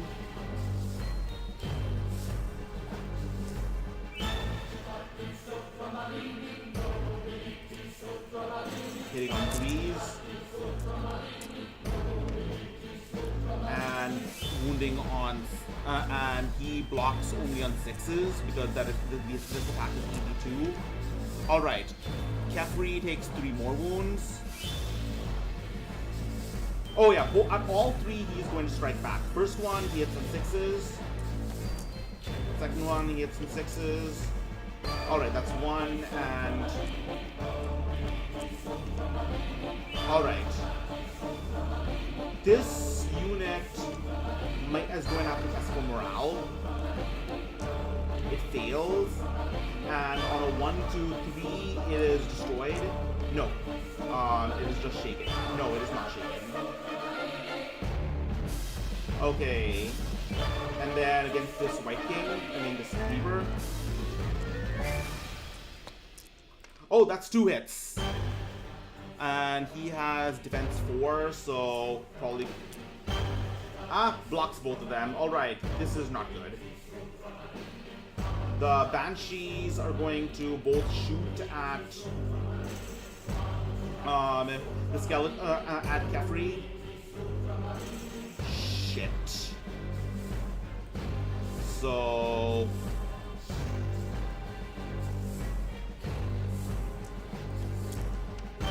Alright, that's 1 rending hit. He is going to immediately take a wound. And then 6 attacks that are rending.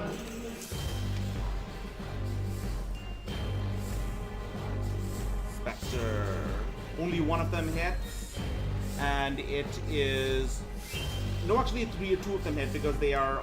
3 of them hit because he is a sergeant. So... That is 4-up defense.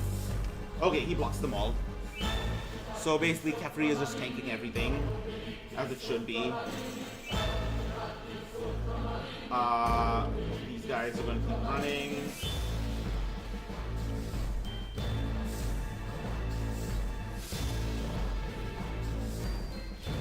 Alright.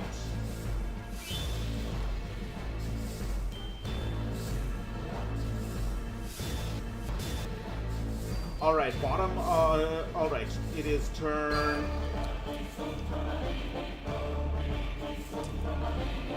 4 now? Okay, this is not good.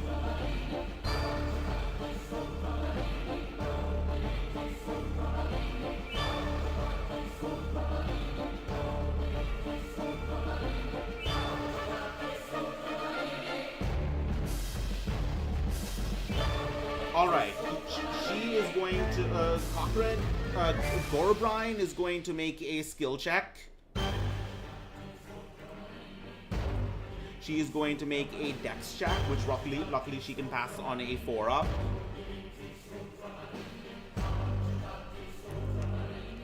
Consumables, does she have? She does not have any consumables, alright. She passes it. On a 5-up, let's see, if it is a 5-up, the primary objective is completed. It is not. This is not a suitable hiding spot. Damn it.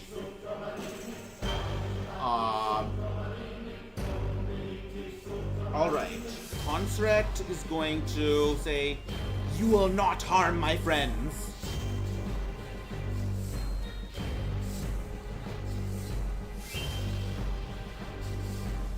She is going to cast Storm of Skulls on the Tormentor. No, not on the Tormentor, on the Reaper. Finally! The Reaper has 3 wounds, so not that tough. On a 6, he blocks it. No, the Reaper takes a single wound. And then Kefri is going to wade through the morass and strike at the Reaper.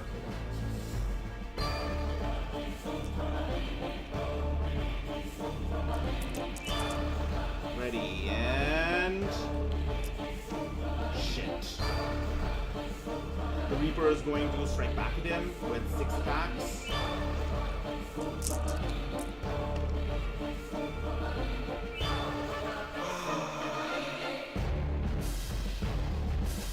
Okay, that's 3 more wounds on him. Oh, yeah, he's also going to take a... Oh, you know what I'm going to say? Kefri is also going to take his skill test. He passes, so... Kefri could block a few of these on a 6-up. Alright. Kefri has 2 more wounds left. This is not good. The Reaper is going to strike again. And because it on his turn, this time he only hits on a 6. Are you shitting me?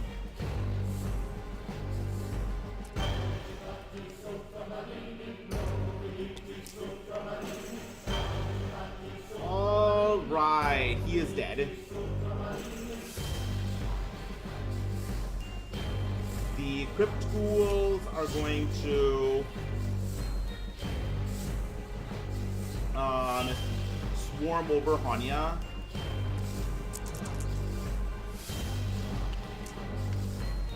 They all...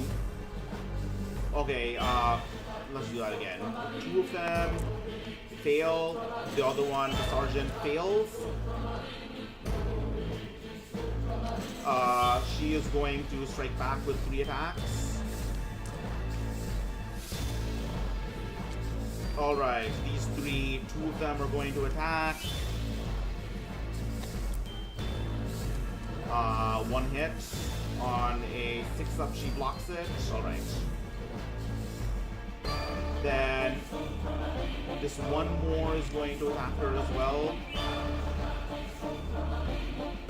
Oh yeah, I almost forgot. The Sergeant. She fails. She takes a wound. And then 1 more is going to attack. And fails. And the Banshees...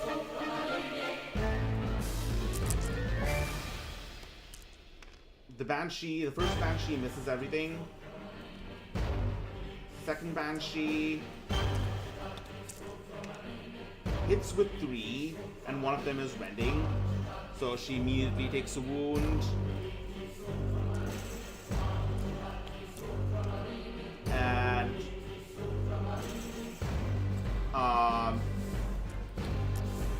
oh thank goodness, her Mystic Ward blocks the other 2. Alright, these guys are going to keep running.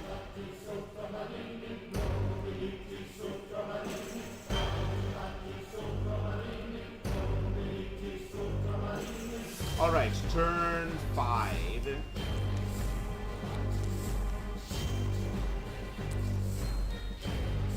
Alright, going to run Destruction. Alright, Onsret is going to once again cast Storm of Skulls on the White King. I mean the Reaper. Fails. And she is going to attack this this lone Crypt Ghoul. No, she's going to attack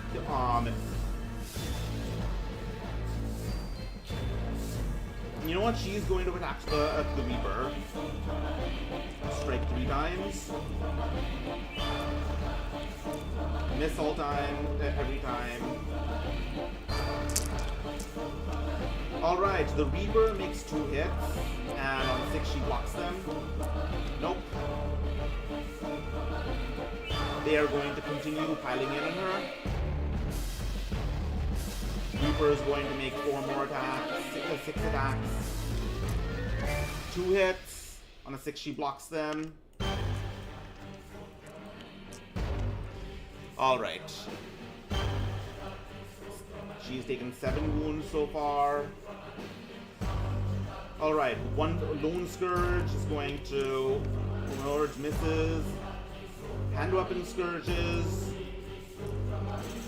Sergeant, hit. Okay, Mystic Wards block it. The rest miss. Crypt Tool, Halberd, scourges, normals, and halberd. Skeleton.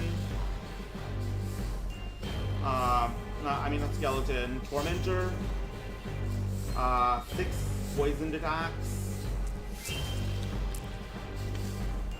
3 hits.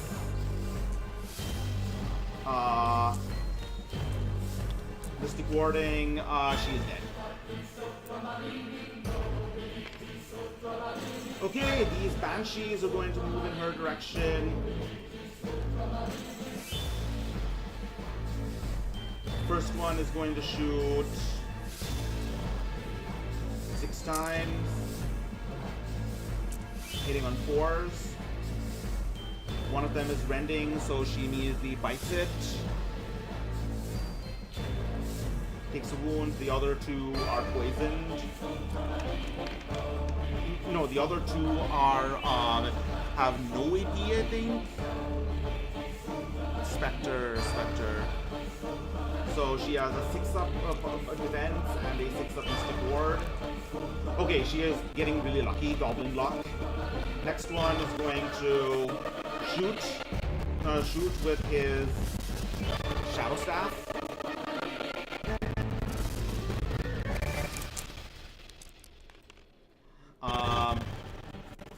They both misses all around. Alright, please, for the love of God, let this be the right one. I am going to use 3 stress on her end, making her take 3 wounds to automatically pass the skill check on a 2-up. And she fails! Perfect! Alright. Run. Run.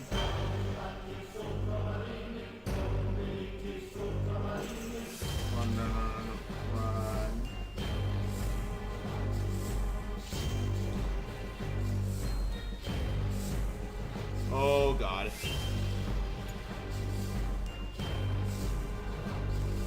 Alright, Banshee. Shadow on the Banshee. Shoot with 6 attacks. 2 rending attacks. Mystic Ward. Nope. Then 3 Shadow Staff attacks. Miss. Alright. Hold on a second.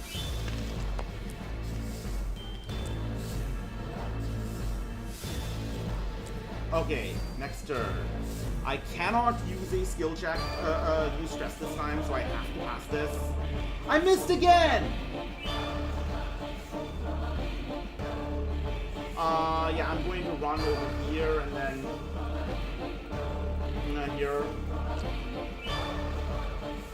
They don't get there exactly, but pretty close. Okay, if I have to pass this next one.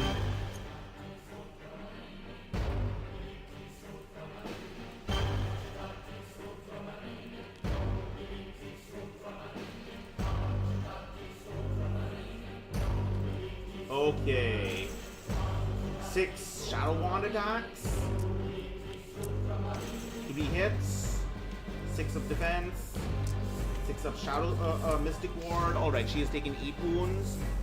And now 3 shadow staff attacks. All miss. Okay, this is it. If I don't roll a 4, I swear I lose. Fuck! I'm calling it here. I am restarting the mission.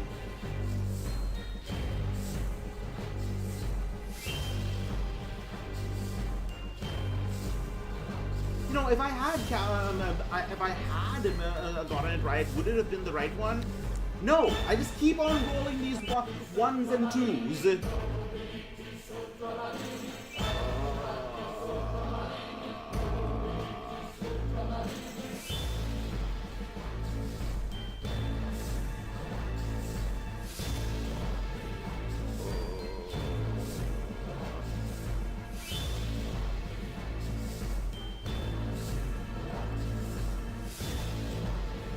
Yeah, this is way too hard for a.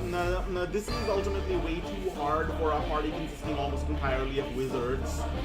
So, but though, god damn, those were some shitty rolls. I think I am going to actually call the stream here. I think I've had my fun and the group has had its fun too. So tomorrow, day after tomorrow, I am going to do my Civ 3 India stream. That's one I'm really looking forward to. This was just a bit experimental, I guess. But yeah, party makeup is a big part of this, as well as consumables. I don't think any of my party actually had consumables. Wait, let me see. No. Okay, the only one who actually had consumables was Kefri, who had a cure potion. Holy shit. So yeah, I think I'm going to call it here, but thank you for coming, Raimundo. Thank you for coming, Kara. Thanks for coming. Looking forward to the next stream, and expect more to come.